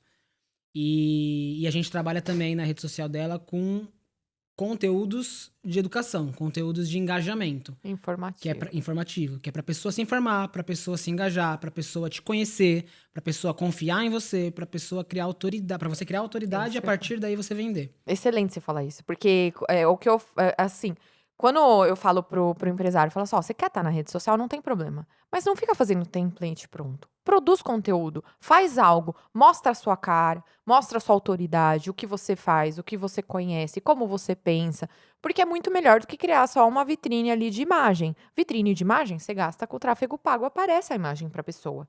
Então é com a produção de conteúdo que você cria autoridade, e eu levanto essa bandeira até para os advogados, né, Gui? Porque Aham. o marketing jurídico, você sabe, você tem clientes advogados, breca a gente com um monte de coisa. A gente não pode colocar lá, vai se divorciar, conte comigo, É, ou eu faço um pacote. Não pode. Você só pode falar a área que você atua, seu nome, o seu telefone e já era. nicho de saúde também não pode anunciar preço, é proibido. É, anúncio, ou então faça um orçamento. Não, não posso. Você não pode fazer esse tipo de estratégia de campanha. Porém, a produção de conteúdo acaba mostrando a sua oratória, o seu conhecimento, mostra que você se importa em estar presente onde as pessoas consigam ter uma palhinha do que é o seu trabalho. Então, a produção de conteúdo em si, ela é benéfica de diversas formas. Apesar de que aí tem gente que fala assim, eu começo uma frase e não termino, né. Tem gente que fala assim: "Ah, Tabs, mas então é por isso que você tem um canal no YouTube?". Falo: "Não, gente, o meu público no canal é a pessoa física, eu trabalho com a pessoa jurídica". Porém, não deixa de agregar valor, porque no canal, eu apesar de trabalhar para a pessoa jurídica, ela é gestada, ela é gerida por pessoas físicas que vão ver a minha postura, que não veja os micos que eu pago e as abobrinha que eu falo, mas vão ver minha postura no canal, vão entender quem é a Tabata e vão decidir se elas querem contratar ou não. Então tudo é. Toda produção de conteúdo é benéfico para o próprio exercício da profissão ou para a própria criação de autoridade, né. A pior besteira é você falar assim, eu vou fazer uma rede social aqui só pra aparecer, só pra ter. Porque às vezes é pior, sabia? Porque às vezes você faz o seguinte, você tem ali a pessoa te encontra num site, por exemplo, você tem um site, aí a pessoa te achou, legal, deixa eu ver se tem rede social. Aí entra e você tem uma rede social. E aí a rede social tá abandonada, você não posta nada há 3 meses, você postou meia dúzia de coisa com um layout feio, sem conteúdo, sem comunicação, sem identidade. E a pessoa olha e fala assim, nossa, essa pessoa que eu Existe mesmo, né. vou, que eu vou fazer, eu vou operar meu dente com essa pessoa, eu vou fazer minha cirurgia com esse médico. Não sei, hein? Vamos procurar outro. Aí vai ver um outro, acha um outro que tem um perfil legal, que o cara é atualizado, um monte de depoimento, um monte de gente falando bem. Com quem você acha que a pessoa vai fechar? Agora, se É uma vitrine, né. é Se uma você vitrine, passa na frente de uma vitrine que tá vazia, você não vai você comprar não vai nada. entrar na loja. Exato. Exatamente. Então, assim, é muito. O dia que você vai chamar o Di pra vir pra cá um dia também, o dia que ele vier, vocês conversam sobre rede social, que ele tem umas analogias maravilhosas de rede social com casamento, com relacionamento, Eu sou a rainha das que. analogias, então eu de tá, e a gente vai publicar, prometo, não sei quando você tá assistindo esse nosso podcast, se você quiser dar um busca aí, Diego Engel, da GD também, a gente vai gravar um outro episódio só sobre redes sociais. É na placa blog o Instagram dele. E o arroba na placa blog, porque além de tudo, ainda o bichinho é produtor de conteúdo Produtor de conteúdo, também. Ele dá a influencer. cara a tapa. É influencer. Influencer de viagem. Ai, que chato. Exato. E é engraçado, né? Mudando de assunto agora completamente. A, a GD Plus surgiu numa viagem. A GD Plus surgiu Como numa que a GD viagem. surgiu? Conta. Vou comer outro bolo, porque eu tô mais A esfomeada. gente. Depois que eu trabalhei no Carrefour, eu fui trabalhar na Fast Shop. Fiquei um tempo na Fast Shop ainda. Depois que eu saí da Fast Shop, eu fui pra uma agência, onde eu aprendi um pouco mais a operacionalizar, porque até então, nesses outros lugares que eu trabalhava, eu era mais gestor, né? Eu geria a equipe, eu geria a agência que fazia as campanhas. E aí na agência eu comecei a operacionalizar bastante. Depois que eu tava um ano na agência, o meu chefe no Carrefour, aquele cara que me dava os 2 milhões pra fazer distribuição de budget, ele me chamou pra ir trabalhar no Paraguai. E aí eu fui no Paraguai, fui trabalhar lá depois de muita dúvida, porque eu não queria sair da agência, eu tava ganhando bem, eles queriam me segurar, mas Outro país, né? Outro. tinha uma oportunidade gigantesca de ir pra outro país. Era o Paraguai, né, já velado de preconceitos, mas eu falei, meu, vamos encarar. É isso que eu falo, que é outra. Uma das decisões mais importantes que eu tive na minha vida foi quando eu decidi não ser efetivado na She pra ganhar menos no Carrefour. E a outra decisão da minha vida foi quando eu decidi não ficar na agência que eu trabalhava pra ir morar sozinha pela primeira vez no Paraguai, sem nenhuma segurança, sem carteira de trabalho, sem nada assinado. Foi ver as paraguaias a bailar, né? É. E, cara, foi uma das melhores decisões que eu tomei na minha vida, porque foi ali que eu conheci um monte de gente, um monte de árabe, um monte de brasileiro, um monte de paraguaio, empresário, que me trouxeram essa veia de criar meu próprio negócio. Uhum. E quando eu fui pro Paraguai, né, assim que eu fui pro Paraguai, apareceu uma promoção gigantesca pra gente ir pra Tailândia. De última hora, comprei a passagem, fui pra Tailândia com meu irmão. E a gente tava lá na Tailândia, viajando, Ai, que falando chata. assim... Parece eu. Apareceu uma viagem no final de semana pra Praia Grande. Não, Não uma é. puta promoção, Vou meu. dar um pulinho na Tailândia e já O volto. voo pela Qatar em 2015 tava R$ 2.500 de volta. Não, Baratíssimo. tava bom. Aí a Mas gente... assim, criar uma agência de marketing na Tailândia, né? Olha que X. Foi tipo isso. A gente tava lá conversando, a gente tava... Na verdade, a gente foi pra Tailândia, mas a agência foi criada no Camboja. A gente tava conversando, e aí não lembro de quem que surgiu a ideia, a gente falou assim, meu, cara, não quero ter que ficar trabalhando no escritório, ter que ir todo dia pro escritório, pegar ônibus, ir de carro e pegar trânsito. Cara, pô, a gente podia estar trabalhando aqui, ó, volta pro hotel, trabalha, se vira, sabe? Assim, meu, você manja de rede social, o Diego já tinha na placa na época. Você sabe criar conteúdo. Eu trabalho com tráfego já há 7 anos, né? que que a gente tá perdendo tempo trabalhando e dando dinheiro pros outros, sendo que a gente pode criar nosso próprio negócio? E aí sementinha foi plantada. Depois, acabou a viagem, infelizmente. Depois de 20 dias, voltei pro Paraguai, fui trabalhar. E no Paraguai eu acabei prestando muito serviço para algumas grandes lojas do Paraguai, né? Para algumas grandes empresas que tinha lá, como autônomo, né? Por fora da empresa que eu tava. E nessa eu conheci um cara que ele era sócio de uma empresa de suplementos nos Estados Unidos. Ele era sócio de uma loja de roupa, de moda importada lá no Paraguai. E nos Estados Unidos ele tinha uma empresa de suplementos, a Dragon Pharma. Bem grande, inclusive. E ele falou, pô, a gente tá precisando de alguém que saiba fazer o que você faz, esse negócio aí de online. Bem assim. E vamos conversar? Aí eu fui conversar com ele, com um dos sócios, e o cara falou assim, não, eu quero um negócio grande, eu quero uma equipe, que você monte uma equipe, vê quanto vai custar, e eu quero que vocês me ajudem a fazer o meu e-commerce virar aí no Brasil. Aí a gente falou, beleza. Aí eu peguei, trouxe uma galera fodida de mercado. Uma das pessoas, a pessoa que era responsável por tráfego na Dragon Pharma, hoje ela é head de marketing no iFood, pra você ter uma ideia. Foda. É a Cris. Beijo, Cris. Beijo, Cris. Tem que falar junto. E... E aí a gente começou a fazer um trabalho muito legal com eles no e-commerce. Toda a parte operacional aí não era tráfego, não era criação de conteúdo, era tudo. Era um trabalho de operação de e-commerce mesmo. A gente ajudou, inclusive, na logística, a falar com o desenvolvedor para desenvolver sistema de frete. Aí foi uma coisa muito mais ampla, assim. E que deu muito certo. Depois de 1 ano fazendo o e-commerce deles pro Brasil, o cara me chamou pra ir fazer o e-commerce deles nos Estados Unidos. E eu fiquei 6 meses alocado lá em Miami. Que Porque horrível. Nossa, que péssimo. Porque é outra dinâmica, né? As pessoas têm a ilusão de que o que funciona aqui vai funcionar lá e vice-versa, mas não é assim. Exato, é outra dinâmica. E aí eu fiquei 6 meses lá ajudando ele a montar e operacionalizar toda a estrutura do e-commerce dele nos Estados Unidos. Só que tudo isso já aconteceu como GD Plus. A gente só não sabia que era GD Plus ainda, né? Então a gente montou meio que um Dream Team. A gente tinha 6 pessoas, um especialista em SEO, um especialista em tráfego, um especialista em design, um especialista em conteúdo, um especialista em e-commerce. E a gente trabalhava fazendo a coisa acontecer lá. Era uma GD Plus com um cliente exclusivo. Exato, exatamente isso. Era um cliente exclusivo. Né? Tanto que era um contrato de PJ, não era CLT, nem até porque era nos Estados Unidos. E a gente ficou lá quase 2 anos fazendo esse trabalho com eles. E aí chegou um momento que eu falei, pô, cara, eu não quero mais fazer só pra eles. Eu acho que tá na hora de voltar pro Brasil. E eles, inclusive, me ofereceram até um visto de... correr atrás de um visto de trabalho pra eu ficar, de fato, lá. E foi nesse momento que eu falei, não não quero ficar aqui. Que louco! Saúde quero. essas loucuras, saúde. Eu não quero ficar aqui nos Estados Unidos. Eu não vivo o American Não quero. Dream. Eu não vivo o Sim. American Dream. E aí eu voltei pro Brasil. E aí falou assim, Di, agora é a hora da gente correr atrás. Porque aí o contrato acabou, né? Falei assim, é a hora da gente correr atrás dos nossos clientes e vamos fazer a coisa acontecer pra gente agora. E pra... Já tinha o mais difícil, que era a equipe. Exato. Eu brinco que empresariar no Brasil, a parte mais difícil é formar uma boa equipe. Exatamente. Não é você trabalhar com cliente, não é trabalhar com dinheiro, é trabalhar com pessoas. Exatamente.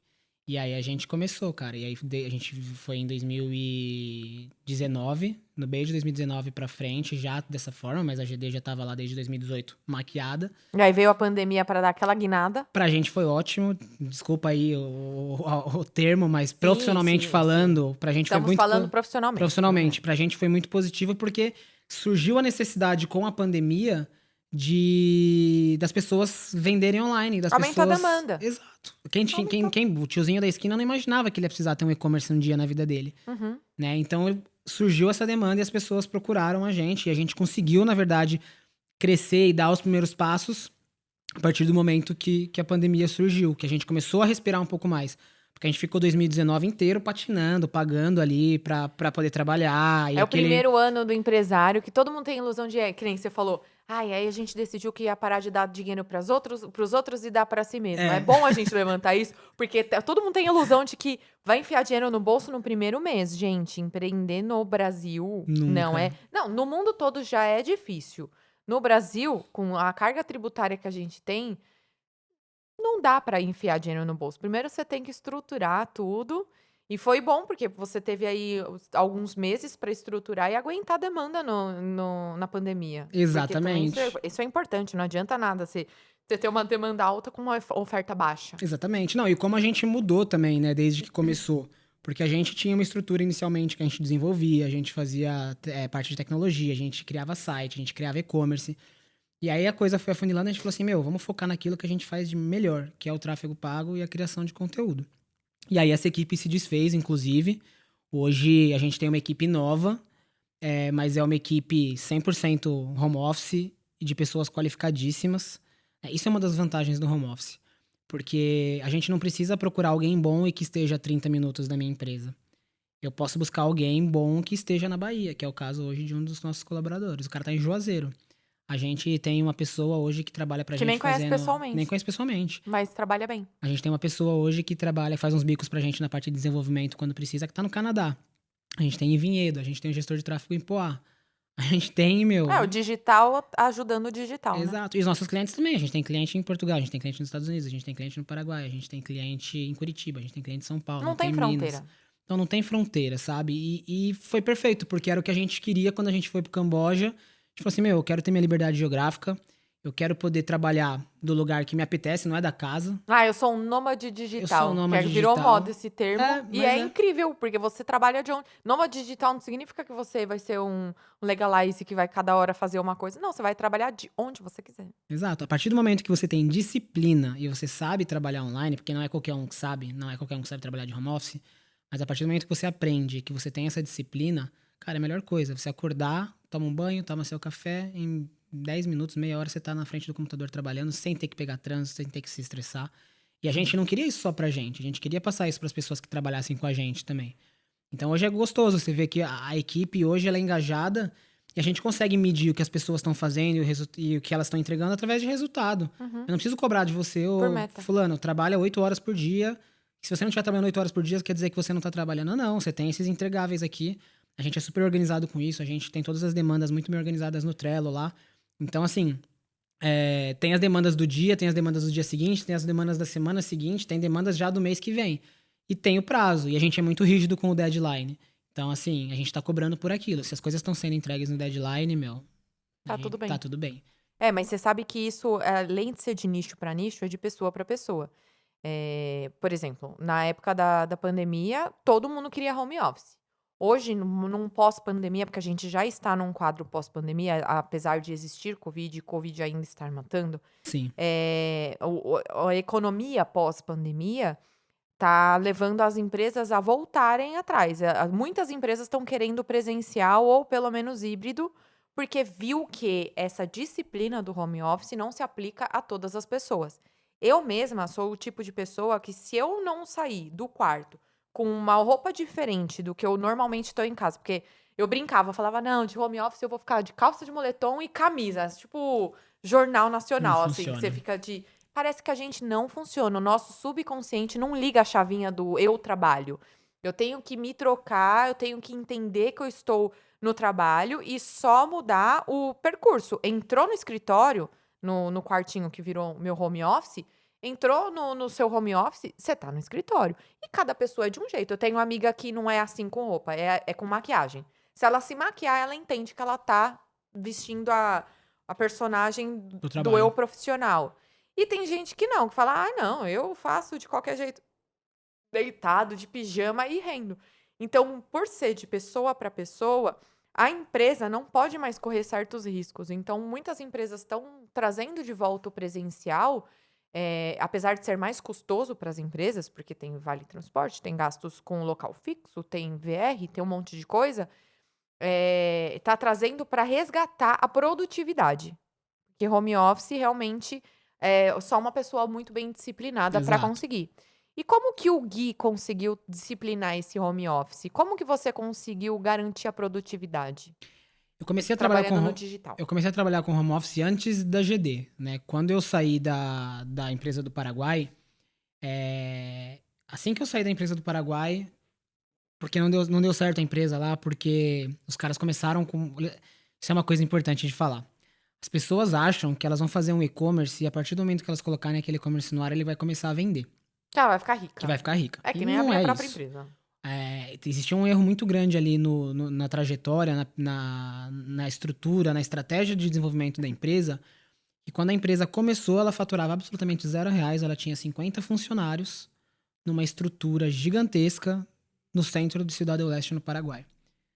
E, cara, não tinha dinheiro para colocar em tráfego pago, não tinha dinheiro mais para investir em propaganda, em branding para marca. Então começou a virar um trabalho tentar de captação comercial para buscar parcerias. Mudou a estrutura, o formato da empresa. E aí a empresa acabou não durando 6 meses nessa estrutura, até porque uma outra empresa do grupo, que é muito famosa, inclusive, para quem fuma narguilha, a Zomo, mega conhecida, era do grupo, era do mesmo dono. E aí eles acabaram optando por focar e direcionar os esforços para lá. E no dia que eu saí da Buy Dubai, o dono de uma outra empresa me ligou e falou para eu ajudar ele a construir a loja dele online ali no Paraguai. E falou, você pode fazer isso da sua casa, lá em São Paulo, você não precisa morar aqui nem nada. E aí, a partir dali, eu comecei a trabalhar de home office.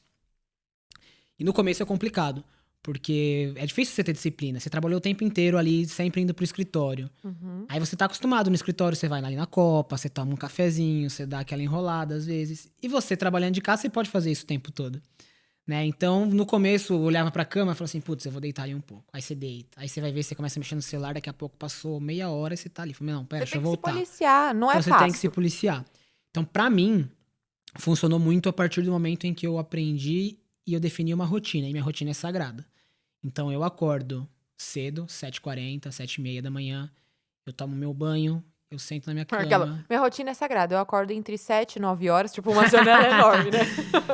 Tô brincando, é que a hora que você falou 7h30, eu já ia falar, nossa, ele vai ficar uma janela. Porque eu tô assim ultimamente. Eu acordo 7h30, 7h40. Eu tomo meu banho, eu medito 5 minutinhos, desço, tomo meu café da manhã, subo com um copinho com café com leite na mesa, e aí eu sento minha cadeira ali e começo a trabalhar. E aí eu vou, entendeu? Porque se eu não fizesse como é que fala? Esse ritual. Se eu Ritual, não é isso que eu ia fizesse falar. ritual de manhã, meu dia vai pro buraco. Eu A chave perco. não vira. A chave não vira. Então eu preciso fazer. Então vai certinho. Hoje tá dessa forma, tá funcionando muito bem. E o que é muito importante, trabalhar sentado num espaço bem iluminado, porque Montei meu aí escritório. vem a advogada chata falar. Porque assim, as pessoas elas acham que, vou trabalhar deitado na cama. Não funciona. 1 mês é bom, 2 meses é bom, o terceiro mês você já vai começar a sentir uma dorzinha nas costas. E é o empregador que se responsabiliza em tese. Porque a partir do momento que o empregador conscientiza o empregado que no home office ele tem que seguir as regras de ergonomia e de segurança do trabalho, e ele assina um termo de que ele está ciente disso, porque a obrigação do empregador é cobrar e informar e cobrar que seja cumprido. Por exemplo, se o chefe conecta na câmera e vê que você está deitado, é obrigação do seu chefe falar: vai lá sentar, lindinho, Exato. levanta a bunda daí. Então, a obrigação dele vai até onde ele tem controle, que é informar. A partir dali, se você tem qualquer doença do trabalho, né, seja um problema postural, um esforço repetitivo, porque você descumpriu, você começa a assumir o risco e pode ser que nem auxílio doença você receba. Então é uma coisa, assim, auxílio doença do trabalho, né? Não vai ser enquadrado um acidente do trabalho, uma doença do trabalho que vai te dar estabilidade. O que não impede de você receber um benefício propriamente dito. Enfim, tem algumas regrinhas próprias. Existe Mas é uma- importante frisar isso. Não, porque as existe pessoas uma não- mística de que o trabalhador sempre tem razão, né? Com relação a processos trabalhistas. E eu acho que não é dessa forma. Olha, era muito dessa forma antigamente. Aí em 2019 a gente teve a reforma das nossas leis. Em 2015 já teve do CPC. Em 2019 teve da CLT, que é a lei trabalhista. Você fala CPC, eu já penso custo por clique. Olha lá, olha o tráfego e o direito aqui se cruzando. Não, CPC é Código de Processo Civil, que rege algumas coisas ali que tem a ver, que ele é subsidiário, e a CLT é a lei trabalhista mesmo. E tudo isso veio para trazer a sucumbência para o empregado. Porque antes era assim, o empregado ele podia pedir tudo o que ele quisesse. O que ele ganhasse, bem para ele. O que ele não ganhasse, Paciência. ok, perdeu. E ele não pagava nada por isso. Agora vem a sucumbência. Tudo daquilo que ele pede e ele perde, ele paga 10% a título de honorários pro advogado da outra parte. Porque ele fez o outro advogado trabalhar mais à toa, sabendo que ele não tinha razão. Tô falando a grosso modo, Uhum. tá? Quando é algo discutível, Não é assim. é um risco que tem que se correr. Então, agora que tem essa penalidade, meu, caiu quase pela metade os processos trabalhistas, porque antes eles entravam à torta e à direita, porque não tinha nada a perder. E tem muito advogado que cobra do sucesso. Se não tem sucesso, o empregado não tem nenhuma despesa com Não isso. tá Hoje honorários. em dia, a gente tem que seguir a tabela da ordem, e a tabela da ordem fala que todo trabalho tem que ser remunerado. Então, independente se o advogado ganhou ou não, tem os que burlam isso e acabam não cobrando, cobra só do sucesso, se não tiver sucesso, ok. Paciência. Mas não é o certo. Então, agora o trabalhador ele pensa 10.000 vezes antes de pedir algo que ele não tem direito ou de arriscar pedir algo que ele possa não ter direito. E isso acabou mudando a cabeça também, dos juízes, porque antes era tanto processo, Gui, era tanta coisa que porque no direito trabalhista tem uma coisa que chama inversão do ônus da prova. O ônus de provar algumas coisas é do empregador. Então, se o empregado chega e alega, por exemplo, que não recebeu salário, é o empregador que tem que provar que pagou. Se não Ele tem que ter o provar, olerite ali, tudo bonitinho, dos 5 últimos anos da relação. Então, da entrada do processo para trás, os 5 anos tem que ter todos os documentos. Se não comprovar, é, aceito como verdade o que o trabalhador falou. isso ainda é dessa forma. Isso ainda é, tanto no trabalhista quanto do consumidor. Porque isso acontece quando na relação entre duas ou mais partes, uma das partes ela tem uma certa hipossuficiência, uma certa vulnerabilidade em prol da outra. Então, o fornecedor e o fornecedor é muito maior do que um consumidor que fica refém de burocracias, de regulamentações específicas daquele fornecedor. Então, para equilibrar isso, a lei inverte o ônus da prova. Então, por exemplo, eu liguei para fazer uma reclamação, abri um protocolo. Eu tenho um número do protocolo. Eu não tenho como eu entrar na empresa e catar a gravação da ligação para provar. Então, eu inverto. Eu fiz minha parte, que foi ligar, reclamar e anotar o número do protocolo. Aí é uma batata quente. Então, a batata quente começa no colo do fornecedor. A mesma coisa no direito do trabalho. A batata quente começa no colo do empregador. E aí, o empregado, ele alega, joga batata quente. Só volta pro empregado se o empregador tem algum indício do que ele está falando é verdade, ou que é mentira, ou que o empregado está alegando. Então, isso reduziu bastante. E por ter reduzido, tem menos processos, tem mais teses, tem mais discussão. E aí os juízes, eles começam a olhar um pouquinho também para as empresas. Era muito normal você ver empresas grandes quebrando, sacrificando o emprego de outras trocentas pessoas por causa de um ou dois que movimentavam processos indevidos. Então isso foi mudando. O que acontece no direito trabalhista, só que é um pouco complicado, é porque a interpretação também vai ser sempre mais benéfica para o trabalhador, que é aquela coisa de equilibrar o interesse. Então, se tem, por exemplo, duas normas que se contradizem, a lei trabalhista e a comissão coletiva de trabalho, vai prevalecer o que for mais benéfico para o trabalhador. Então, o Entendi. acordo entre as partes não existe muito no direito do trabalho. E essa questão do digital se intensificou mais ainda, porque, que nem você está falando, a sua equipe, ela trabalha toda por metas, toda home office. Sim. Que te garante que é aquele prestador de serviço que fez aquele trabalho? Ele entregou. Pra mim não importa. Se tá feito, foi bem feito, é o que eu Isso quero. chama pessoalidade. Dentro de uma análise de vínculo empregatício, isso é a pessoalidade. E tem que ter 4 requisitos. Por exemplo, seus funcionários são CLT? Não, são todos PJ. Por que PJ? Porque tem empresas que fazem isso de forma errada, que é o chamado pejotização. Mas para ser CLT e ter o vínculo e ter direito a férias, 13º, FGTS, recolhimento de INSS, etc., tem que ter pessoalidade, ou seja, tem que ser aquela pessoa. Se for outra pessoa, fudeu. Então, nesse caso, não tem. Subordinação. Então, a pessoa ela tem que prestar contas, assim, se ela faltou, ela sofre uma penalização por isso, ela tem que dar respaldo para um superior, tem um tipo de supervisão. Que no seu caso, se não entregou o projeto, não recebe pelo projeto, ok, próximo. Exato. Não tem.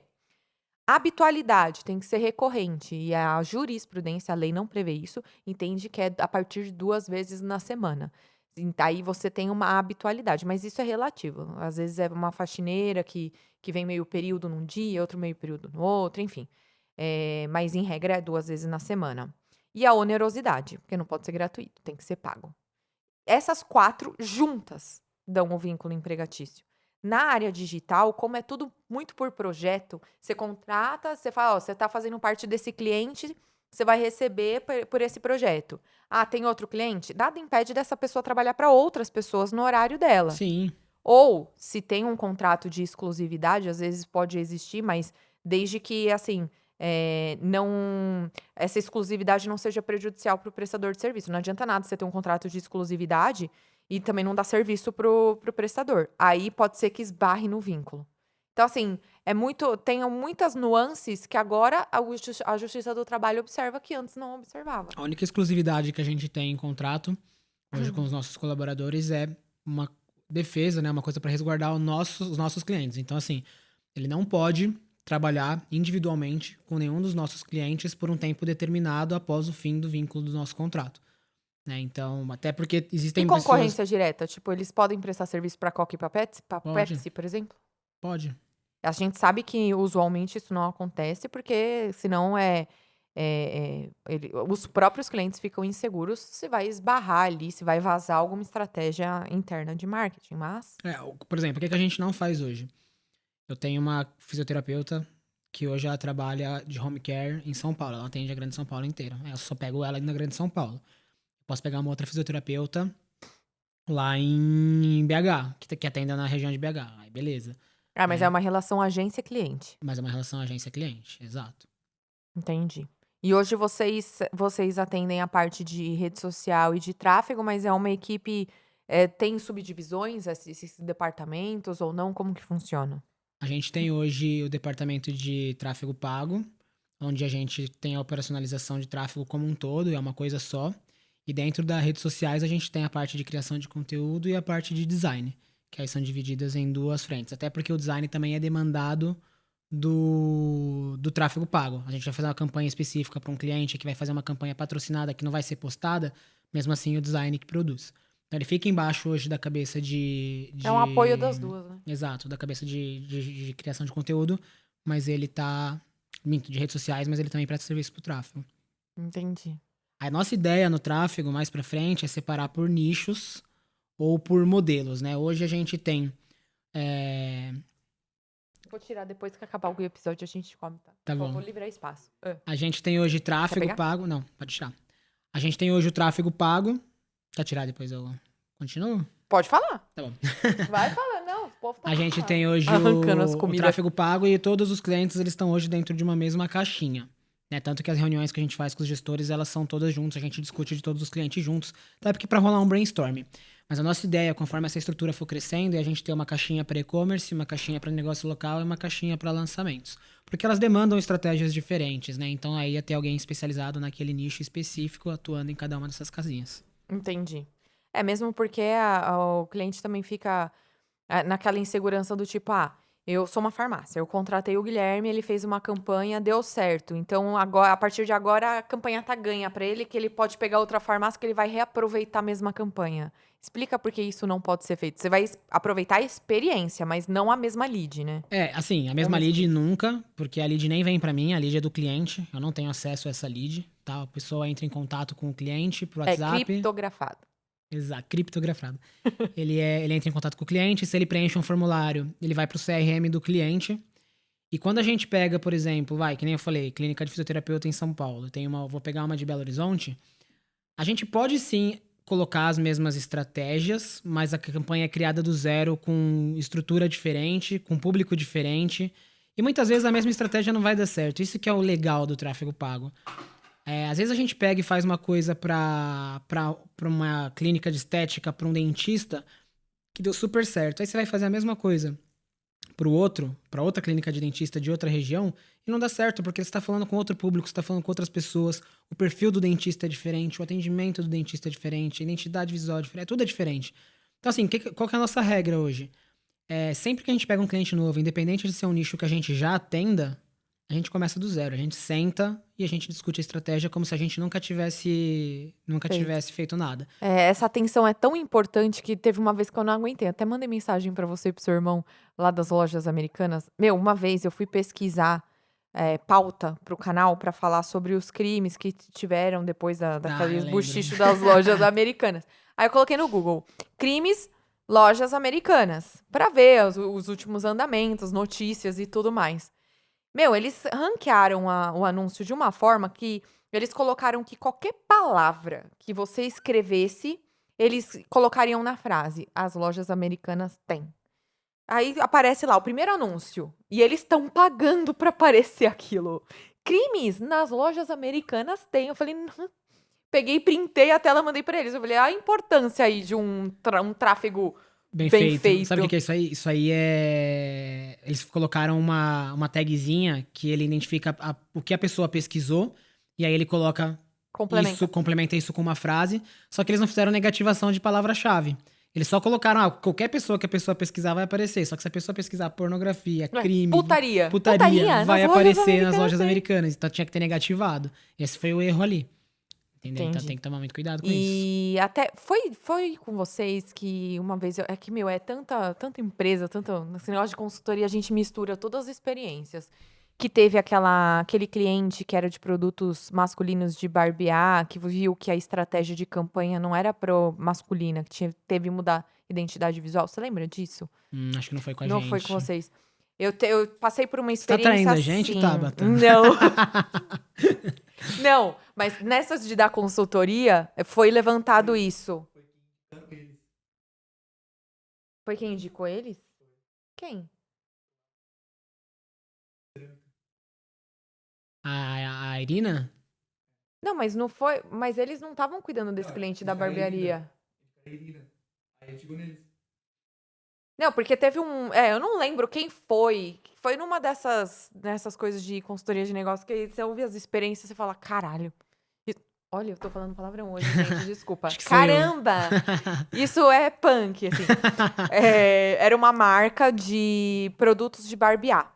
E toda a identidade visual da marca era tipo um cara barbudo, meio lenhador, aquela pegada bem old, assim. Uhum. E a identidade visual e as campanhas eram focadas em homens, porque é um produto para barbear. E não vendia. Não vendia. A partir do momento que foi analisado quem de fato era o público, aí a importância do pixel que você falou, para rastrear quem é o seu público, aí tá a diferença de um tráfego pago para um outdoor, porque o outdoor você não vê quem tá passando na frente vendo. O tráfego pago Você você sabe. tá vendo. Foi visto que o público que compra produtos de barbear daquela marca não eram os homens, Eram eram as as mulheres. esposas que compravam para os maridos, porque o homem ele tem menos essa coisa de consumismo, em regra, tá, gente? Não estou taxando nem nada. Tem Estereotipando. menos, o público dessa marca era feminina. Quando eles ressignificaram a campanha do tipo na pegada de compre de presente, tiraram aquela identidade visual muito não mudaram o logo da marca, a identidade visual da campanha. Tiraram aquele quê agressivo e colocaram um quê mais presente, mimo e etc. Triplicou as vendas. É isso. Se eles estivessem analisando desde o começo, vendo quem é que compra, né? Analisando as métricas, vendo idade, vendo gênero, vendo de onde é, eles teriam matado isso muito antes, teria deixado de Eu não perder preciso ir muito dinheiro. longe. O canal. O começo do canal era focado nos adolescentes. Eu fui para o YouTube porque era onde os adolescentes estavam assistindo clipe de funk. Falei, não, eu vou pegar os adolescentes, porque a minha ideia era colocar o direito na escola. Eu não Aham. estava conseguindo pela escola, falei, vou onde os adolescentes estão. E meu público, assim, eu falava com uma linguagem para adolescentes, um conteúdo bem superficial do superficial. Não é fútil, superficial é, tipo, na superfície, né? Eu falava com uma linguagem bem simples, até o momento que eu parei pra olhar que o meu público não eram apesar de eu querer que fosse, não eram os adolescentes. Quem para no meu vídeo é de 25 a 34 anos. Entendi. Eram os pais dos adolescentes que já tinham no passado e estavam aprendendo a forma certa de fazer as coisas. Entendi. Mudei a minha linguagem no canal. Isso mudou completamente, deu uma guinada. Então, a importância do tráfego pago não é só para quando você vai investir no anúncio, é você rastrear quem é o seu público, né? Exato. E assim, uma coisa que eu não posso ir embora sem falar isso. Galera acha que tráfego pago é mágica. Você vai fazer um corte disso. Tá bom. A galera Aí, o acha. Fábio do futuro. A galera acha que tráfego pago é mágica. E tráfego pago não é mágica. O tráfego pago, ele é uma parte do processo. Ele é 50% para ser bonzinho ainda do processo. Não adianta nada a gente fazer uma campanha perfeita, pro público perfeito, com o criativo certo. Se a pessoa entra no teu site, a experiência na página é ruim.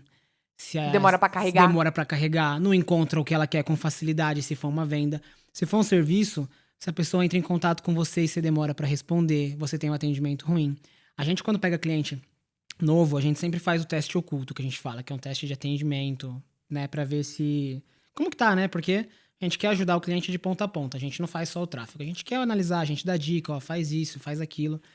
E aí, tinha uma cliente que era uma dentista, ela tava reclamando pra gente, tá chegando lead, mas não tá vendendo, a gente não tá conseguindo fechar. Aí eu falei, pô, beleza. Fui lá, peguei o celular, peguei meu número pessoal, né, que eu tinha falado com ela corporativa, mudei minha foto. Aí mandei, oi, Clientes do Gui, vocês já viram o que ele faz. eu vou comprar um celular só pra isso. É. Sim, Um oi, spam. tudo bem? Vocês trabalham com Invisalign? Tem algum outro aparelho invisível mais barato? Depois de umas 2 horas, a pessoa respondeu, temos! Exclamação. Acabou. Aí eu peguei e fulana, vamos fazer uma reunião? Tal, não sei o quê. Assim, olha, a gente tem conversado, a gente tem feito as campanhas pra você, tô mostrando aqui os resultados. Aí a gente mostra, né, o volume de cliques que tiveram, o volume de impressões, né, o volume... Mas a gente sabe que isso não são as métricas principais. A métrica principal é a conversão e o CPA, o custo por aquisição de cliente, o CPL também. E aí a gente falou pra ela, eu falei pra ela, ó, fiz um teste, eu não sei quem atende hoje, se você tem alguém que atende, ou se é você que faz esse atendimento, mas eu fiz um teste perguntando se vocês trabalhavam com um aparelho invisível e eu recebi um Temos. Desculpa, se eu fosse um cliente de vocês, eu jamais fecharia, eu nem daria continuidade na conversa. Eu teria comprado de outra pessoa, porque além de ter clicado no seu anúncio, provavelmente essa pessoa clicou em mais 3, 4. E aquele que atender melhor e mais rápido é quem vai vender pra ela. Ela, ai, desculpa, é que tô corrido, a secretária saiu, tal, não sei. Falei, então, mas você concorda comigo que a partir daqui a gente consegue entender que não é necessariamente o lead que esteja desqualificado? Pode ser que você não esteja vendendo bem? Porque uma coisa é você levar a lead até a porta do estabelecimento, né? Vamos materializar pra ficar fácil. Você divulga que vai inaugurar uma padaria na esquina tal. Aí vai muita gente para a porta da padaria. Só que se a padaria tá com a porta fechada e as luzes apagadas, ou se ela tá vazia dentro, ou se a pessoa entra e não tem uma boa experiência, não adianta nada você ter levado as pessoas para lá. A sua parte foi levar até a porta do Exato, estabelecimento. Converter em clientes, aí tem que ver onde tá o gargalo. exato. O que é um lead qualificado? O lead qualificado é uma pessoa que tem interesse no produto ou no serviço que você Não é vende. curioso? Não é curioso, é uma pessoa que tem interesse no produto que você vende. A partir do momento que ela tem interesse, ela é um lead qualificado. Se a pessoa não quer comprar de você porque achou caro, se a pessoa não quer comprar de você porque você não atendeu direito, se a pessoa não quer comprar de você porque antes de você atender ela, outra pessoa atendeu e vendeu, não é culpa do tráfego. O tráfego tá levando a pessoa interessada até tua loja, né? Tá pegando na mão dela e tá colocando ali na frente do seu estabelecimento. Agora, quem tem que fazer a venda é você, seu vendedor. Por isso que nos lançamentos que eu participei, eu falo que antes de qualquer coisa, antes de tráfego, de lançamento, de evento, você tem suporte? Você Exato. tem que ter suporte. Se não Porque se você não tiver, tiver ninguém pra dar o suporte, e gente, a vida de todo mundo é corrida. Ninguém tá falando que é pra você fazer tudo sozinha, não, mas saiba que é um custo da operação. E existem empresas, existem freelances que você pode contratar em épocas de lançamento que é para dar esse suporte, para dar esse feedback, para entregar o orçamento. Tem muito empresário que eu conheço bom que tá quebrando porque não tem um comercial bom. a gente tem um post no perfil da GD, que é o post que mais bombou até hoje, que é: você não é bombril, você não tem que ser mil e uma utilidades. Eu acho que tem muito a mentalidade do empreendedor brasileiro, até pelos custos que a gente tem hoje para contratar alguém, né, para ter alguém CLT, para ter uma equipe interna, é muito caro. Mas as pessoas, elas querem fazer tudo. E aí aquilo que ela sabe fazer de melhor, ela acaba fazendo meia boca. Mas é porque não enxerga isso, Gui. Então, isso é uma das coisas que a gente tenta muito colocar na cabeça dos nossos clientes. Fala assim, meu, contrata uma pessoa para fazer volta para que a gente estava conversando no começo. Contrata alguém para fazer tráfego pago para você. Contrata alguém para cuidar da sua rede social. Vai fazer o comercial, vai vender. Você vende bem pra caramba. Você atende muito Ou vai bem. para operação, Vai pra contrata alguém para operação. vender. As pessoas elas têm esse problema mesmo. Mas eu vou além. O problema não para aí. Para em elas não saberem o que fazer. Porque, que nem uma consultoria que fiz essa semana foi para um restaurante. A dona é formada em gastronomia, só que ela não quer ser chefe de cozinha, ela queria ser dona do próprio restaurante. Na faculdade de gastronomia, você não aprende a ser empresário. Na faculdade de Direito, você não aprende a ser empresário. Na faculdade de Publicidade e Propaganda, você não aprende a ser empresário. Assim como em nenhuma outra faculdade da parte técnica da coisa. Ser empresário, principalmente aqui no Brasil, é meio que dando a cara a tapa. Você vai crescendo e, como toda empresa ou profissional que cresce, ele no começo faz um pouco de tudo. E o defeito tá onde? Não é achar que dá conta ou que não dá, porque no começo ele tem que dar conta, ele não tem dinheiro para Sim, contratar. tem que se virar nos Ele tem que 30. ser tudo. Tá em aceitar, em abrir mão do controle. Eu falo por experiência própria, porque eu penei muito para enxergar isso.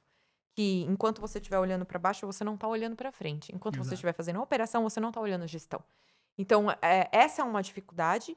E a segunda dificuldade é saber por onde começar a terceirizar. Porque numa dessa, que nem você falou, vai fazer o comercial e terceiriza o tráfego pago. Mas e se o bem do cara é a operação? Como que ele sabe o que terceirizar primeiro?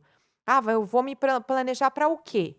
E aí o conselho que eu sempre dou nas consultorias é olhar para aquilo que essencialmente não precisa da pessoa. Tudo precisa. Precisa mesmo. Essencialmente. Será que não teria ninguém que faria melhor? Ou, lógico, pegue as zonas periféricas que eu falo, que são zonas que, se der uma merda, não vai atingir o produto essencial, a essência da empresa. Então, você terceiriza uma contabilidade, você terceiriza um tráfego pago e um marketing digital, redes sociais. Você terceiriza coisas que não sejam a ver com a atividade fim, a atividade principal da empresa. E aí, aos pouquinhos, você vai abrindo mão e criando gestores. É que, infelizmente, hoje em dia, eu vejo isso muito no Brasil. As pessoas, elas querem ter salário, elas não querem trabalhar. É, Elas querem emprego, mas elas não querem trabalhar. É difícil você achar prestador de serviço e empregado engajado, que queira ser útil. muito É difícil. muito difícil. Eu não julgo esses empresários que crescem. Por isso que, eu vou vender meu peixe. Por isso que eu fui para consultoria de negócios. Porque a parte que o empresário se perde é nisso. É o que fazer primeiro. Qual dor eu vou suprir primeiro? Que eu vou sarar primeiro? E aí entra a consultoria que mostra ali o caminho das pedras. E mostrando o caminho das pedras, a GD também tem essa parte de consultoria digital num todo. Porque é muito além do que redes sociais e tráfego pago, eu já vi a GD dando pitaco em parte comercial. Super. Eu fiz um documento uma vez, de umas 4, 5 páginas, com perguntas e respostas de atendimento via WhatsApp para passar para um escritório de arquitetura. Como atender seu cliente? Como fazer essa pessoa fechar com você? Como prender a atenção dela? O que fazer se ela não te responder? O que te fazer se ela não responder seu orçamento? É porque você ressignifica a análise de mercado que você já tem que fazer para o tráfego. Pergunta se aplicou. Então, mas esse é o lado bom da consultoria. Antes da consultoria de negócios, eu tive uma assessoria empresarial, que a assessoria achava a solução e executava. Eu tava ficando... Bom, você mais do que ninguém sabe que eu tava ficando lelé. Sim. Eu tava ficando lelé. Porque você toma dor de dona. Você fala, porra, mas tá, tipo... Isso aqui é transparente, por que Exato. você não fez? Porque eu não quis, porque eu não tive tempo, porque eu não tive dinheiro, porque eu não concordo. N motivos. A consultoria é assim, você quer a solução? É essa. Executa se você quiser. Faça. É isso. É difícil, porque você sai fritando a cabeça. Eu falo que todas as consultorias... Eu falei isso pra você hoje. Todas as consultorias que eu dou, dá vontade de sair virando sócia de meio mundo de empresa que eu Sim. vejo o potencial. Mas, infelizmente, é assim. Cada ser, cada profissional, cada prestador de serviço é uma engrenagem de um todo. E foi ótimo pra vocês escolherem, que nem você não falou que no começo vocês faziam tudo? E aos Exato. poucos vocês precisaram fazer escolhas? Com certeza. Com certeza. É o que o empresário tem que fazer também. Se você quer abraçar o mundo, às vezes você não consegue andar Ferrou. pra frente. E se você é um bom mecânico, não adianta você querer ser um bom empresário. Às vezes você não tem o tino administrativo. Você vai precisar depender de funcionários pra isso. Exato. É a vida. É isso. Gui, vou pra pergunta final antes de te falar o que é o baú que você me Tava perguntou. curioso. Eu não Tô sei aqui, nem ó. se ele pegou na gravação. Ele falando, o que é esse baú? Eu falei, espera, lindo. Calma, já chegaremos lá. Pergunta final é, como que você é conhecido? Gui Engel? Eu sou conhecido por Gigs. Gigs. Meus amigos mais íntimos desde os meus 10 anos de idade me chamam de Gigs e esse apelido me segue Então até vai hoje. ficar Gigs. É tipo Tabs. Tanto que meu Instagram é Gigs Engel, né? É verdade, o pessoal. É. E o Instagram, que ele produz também conteúdo, é o Agência GD Plus. Agência GD Plus, isso. Agência normal, GD, G de gato, D de dado, Plus. Pra quem estiver olhando a gente aí no YouTube, tá na descrição o seu link. Exatamente. E o particular é particular. É fechado, né? Mas pode seguir lá também, é Gigs Angel, acho que vou abrir. Nossa, que dado, assim. Vou abrir. Agora vai começar a produzir. Vou produzir conteúdo como pessoa. Eu vou contar, vou entregar. Antes de começar, eu falei, e aí, Gui, que arroba você... Quando a gente foi marcar, né? Que arroba você vai divulgar? Ah, não sei se é o meu pessoal. Aí eu mó instigando ele a produzir conteúdo e o Diego, não, vai pela da agência, vai pela da agência. Agora ele vai abrir. Tá vendo, Diego? Vamos Você dois. foi atropelado. Tem que fazer pelos dois caminhos, né? E valorizar quem eu sou também, né? Não só a agência. É, porque Como você sabe profissional. que humaniza a profissão. E se encher o saco, eu fecho de novo. É isso aí, foda-se, Foda-se. foda-se. É ser você e foda-se. Porque as Exato. pessoas, elas têm essa pressão, essa autocobrança de ser comercial e útil o tempo todo. Mas pessoas seguem pessoas. Quanto mais Exato. humanizado você for nas redes sociais, mais você se aproxima do seu cliente. Com certeza. Isso Né? sem sombra de dúvida. Tem que mostrar o rosto. Se existisse uma lei Giggs Engel, vai, só Certo. pra deixar mais específicos, falaria sobre o quê? Uma lei. Uhum. Tipo, lei, eu sei que a referência é péssima, mas Lei Maria da Penha. Fala sobre violência doméstica. E a Lei Giggs Engel? Olha, você me fez uma pergunta difícil agora. Tinha que ter me brifado disso. Eu não brifo, sabe por quê? É obrigação de vocês assistirem todos os episódios do Papo do Pintura Pra e saber. até o fim. Porque esse povo preguiçoso só vê corte e aí não vê o final. Aí chega no final e fala, ai, não sabia que tinha essa pergunta. Se tivesse que ter uma lei Gigs. E pra você que gostou do papo, enquanto ele pensa, eu vou adiantar. É @agência GD Plus. Tem o pessoal da agência fazendo o conteúdo. E o nosso é o @ved.oficial. Porque eu não sei se você tá ouvindo, se você tá assistindo. Porque a gente tá no Spotify como Papo do Pendura, que é o nome do podcast. Que é um quadro dentro do canal Você Entendeu Direito. Que é como estamos no YouTube. E nas redes sociais é a sigla do Você Entendeu Direito. VED.oficial. Facebook, TikTok. Nossa, o TikTok tá bombando. É isso. Pensei aqui, ó. Pensou? Pensei. Se tivesse que ter uma lei gig, seria... As pessoas elas são obrigadas a trabalhar com o que elas gostam. Você sabe que eu sou chata, vou te questionar. Vamos- Tá bom, vamos elas conversar. vão ser obrigadas a trabalhar. E se elas não sabem o que elas gostam? Ou se o que elas gostam não dá dinheiro? Azar delas. É lei, é Sobe minha. os créditos! Acabou. Ótima resposta. Subi os créditos, até a próxima. Essa é a resposta. Bom, Foda-se. Bom, se ela não sabe, aí, claro, com base nessa lei que eu pensei, que eu criei com muito carinho... Tô vendo? Foda-se no final.